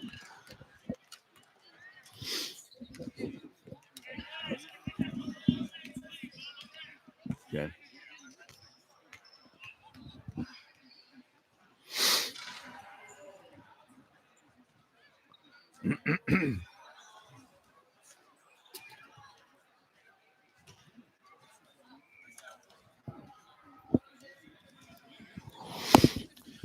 So we get to play Dougie Gottlieb's team here on Saturday. You got what? Doug Gottlieb's team on Saturday. He's coaching? Green Bay, yeah. I don't like that guy, man. When he was on ESPN, I didn't like him at all. I worked with him for 5 years on ESPN radio. He was so arrogant, that guy.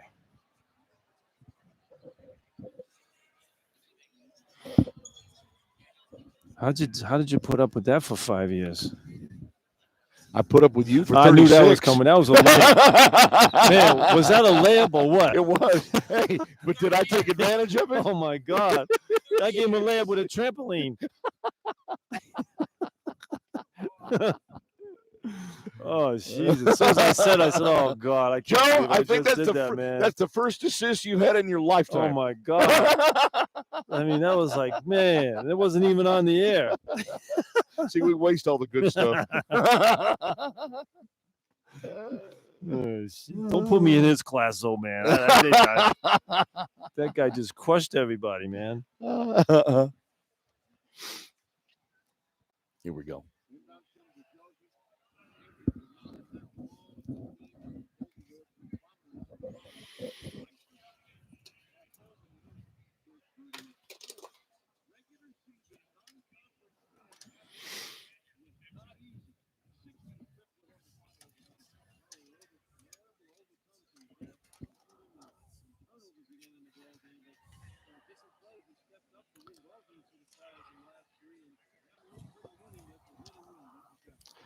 That's exactly what counts. Getting wins is what counts. We obviously know that this is a WIP, a work in progress. John and Joe back at the AMP to wrap up our Santander postgame show, 60-51 for the Friars over the Hampton Pirates in the first ever meeting between the two schools. And, sure, it's real easy to focus on the negative. You can look at the 10 for 20 from the foul line. You can look at, some of the shooting that was below par. I mean, team ended up shooting 43% from the floor, which is about what they're averaging through the first 3 games, 43%. The three-point shooting, they took 29 threes tonight, made 10 of them. But again, the percentage is not great, just 34%.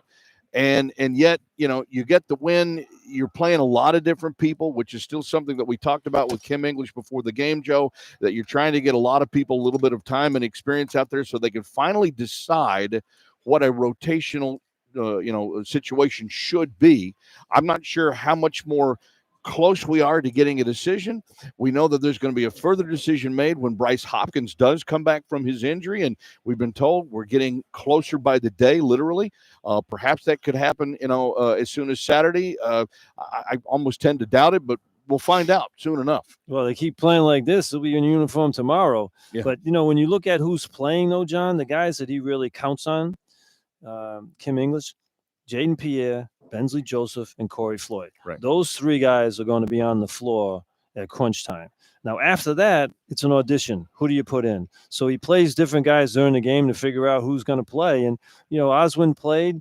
He was serviceable out there. You had Kreist, who has been really struggling, so you can't play those. He doesn't have confidence in them in the crunch time. He tried Delorier in this game. He said, why not? And he answered it. He said, why not? I mean, the other two guys aren't giving me anything, aren't giving me much. So he finds out. So now Delorian's in the mix. And Mila, the last two games when he's been called upon, he's been solid. I think that kid's a very good player, and he's going to get some playing time. He should be playing because good things happen when he's out there. Well, his plus minus in the two games he's played is plus 12. Yeah, and, he hasn't played a lot of minutes. He's played 10 minutes in this one. He played like 12 minutes in the last game. Right. But they're all productive minutes. Right. And when you look at it, film doesn't lie. You look at the film and you see what's going on the floor. Now you find out who can play in games. Some guys look great in practice, but they get in the games and they just – they just turn into different people. So now you want to find out who's the players you want on the floor in the games. And I know three guys that I want out there, Pierre, Joseph, and Floyd. After that, it's a toss-up. Well, the Friars now are 107-6 in the last 14-plus seasons against non-conference opponents here in this particular building, and they have a chance to build on that and make it 31 in a row.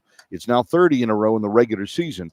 Make it 31 in a row in the regular season with a visit by Wisconsin Green Bay on Saturday, coached by a former broadcast partner of mine, Doug Gottlieb at ESPN, who's still doing his thing on the radio for Fox Sports Radio, but he's also the head coach at Green Bay. How does he do both? He's on the radio and a head coach as well, huh? Yep, that's right. Yeah. Well, I remember him. He was a point guard at Notre Dame, and he tossed out of school at Notre Dame and ended up at Oklahoma State. Right. And then he ended up with you. Yeah, I know, right? So he went from bad to worse. Notre Dame, Oklahoma State, John Rooke. I know. That's a step That's down. why I went to coaching. That's a step down. No, you helped his game. You brought him out. Yeah, Doug and I worked together on ESPN radio for like 5-6 years. So, but he always wanted to be a coach. He actually had been coaching in the Maccabiah games for a long time for Israel, and finally got his. He'd been doing U18s, U17s, even though he had never been a head coach before at the high school level, or certainly at the college level. But his dad was a longtime coach, as you might be familiar with, and so he got his, he's got his college chance for the Phoenix at Green Bay, and that's the team that will come in here on Saturdays. The Friars look to try to push to 4-0. Yeah, we'll see what kind of coach he is when he comes in here, and hopefully the Friars will, answer the bell in that one and get a little bit more consistent on the offensive end. That is a 5 o'clock tip-off, 5 p.m. tip here at the AMP on Saturday against Wisconsin Green Bay. So Joe and I will have the broadcast beginning at 4:40 Saturday afternoon here on News Talk 99.7 and AM 630. WPRO. Our thanks to studio producer Brett Ferruccio. We didn't give him much good stuff to cut up and produce tonight, but hey, it is what it is, right? Friars got the W. My thanks also to our engineer Matt Morrell, and for my partner Joe Hassett. I'm John Rooke. Again, our final score is Providence 60 and Hampton 51. Friars are 3-0 to start the year. They have the Phoenix of Green Bay coming in here on Saturday afternoon. We hope you can be here at the AMP for that one. If not, join us right here on WPRO. We'll have the broadcast again at 4:40. Until Saturday, so long, everybody. Thanks, Brett. Appreciate you.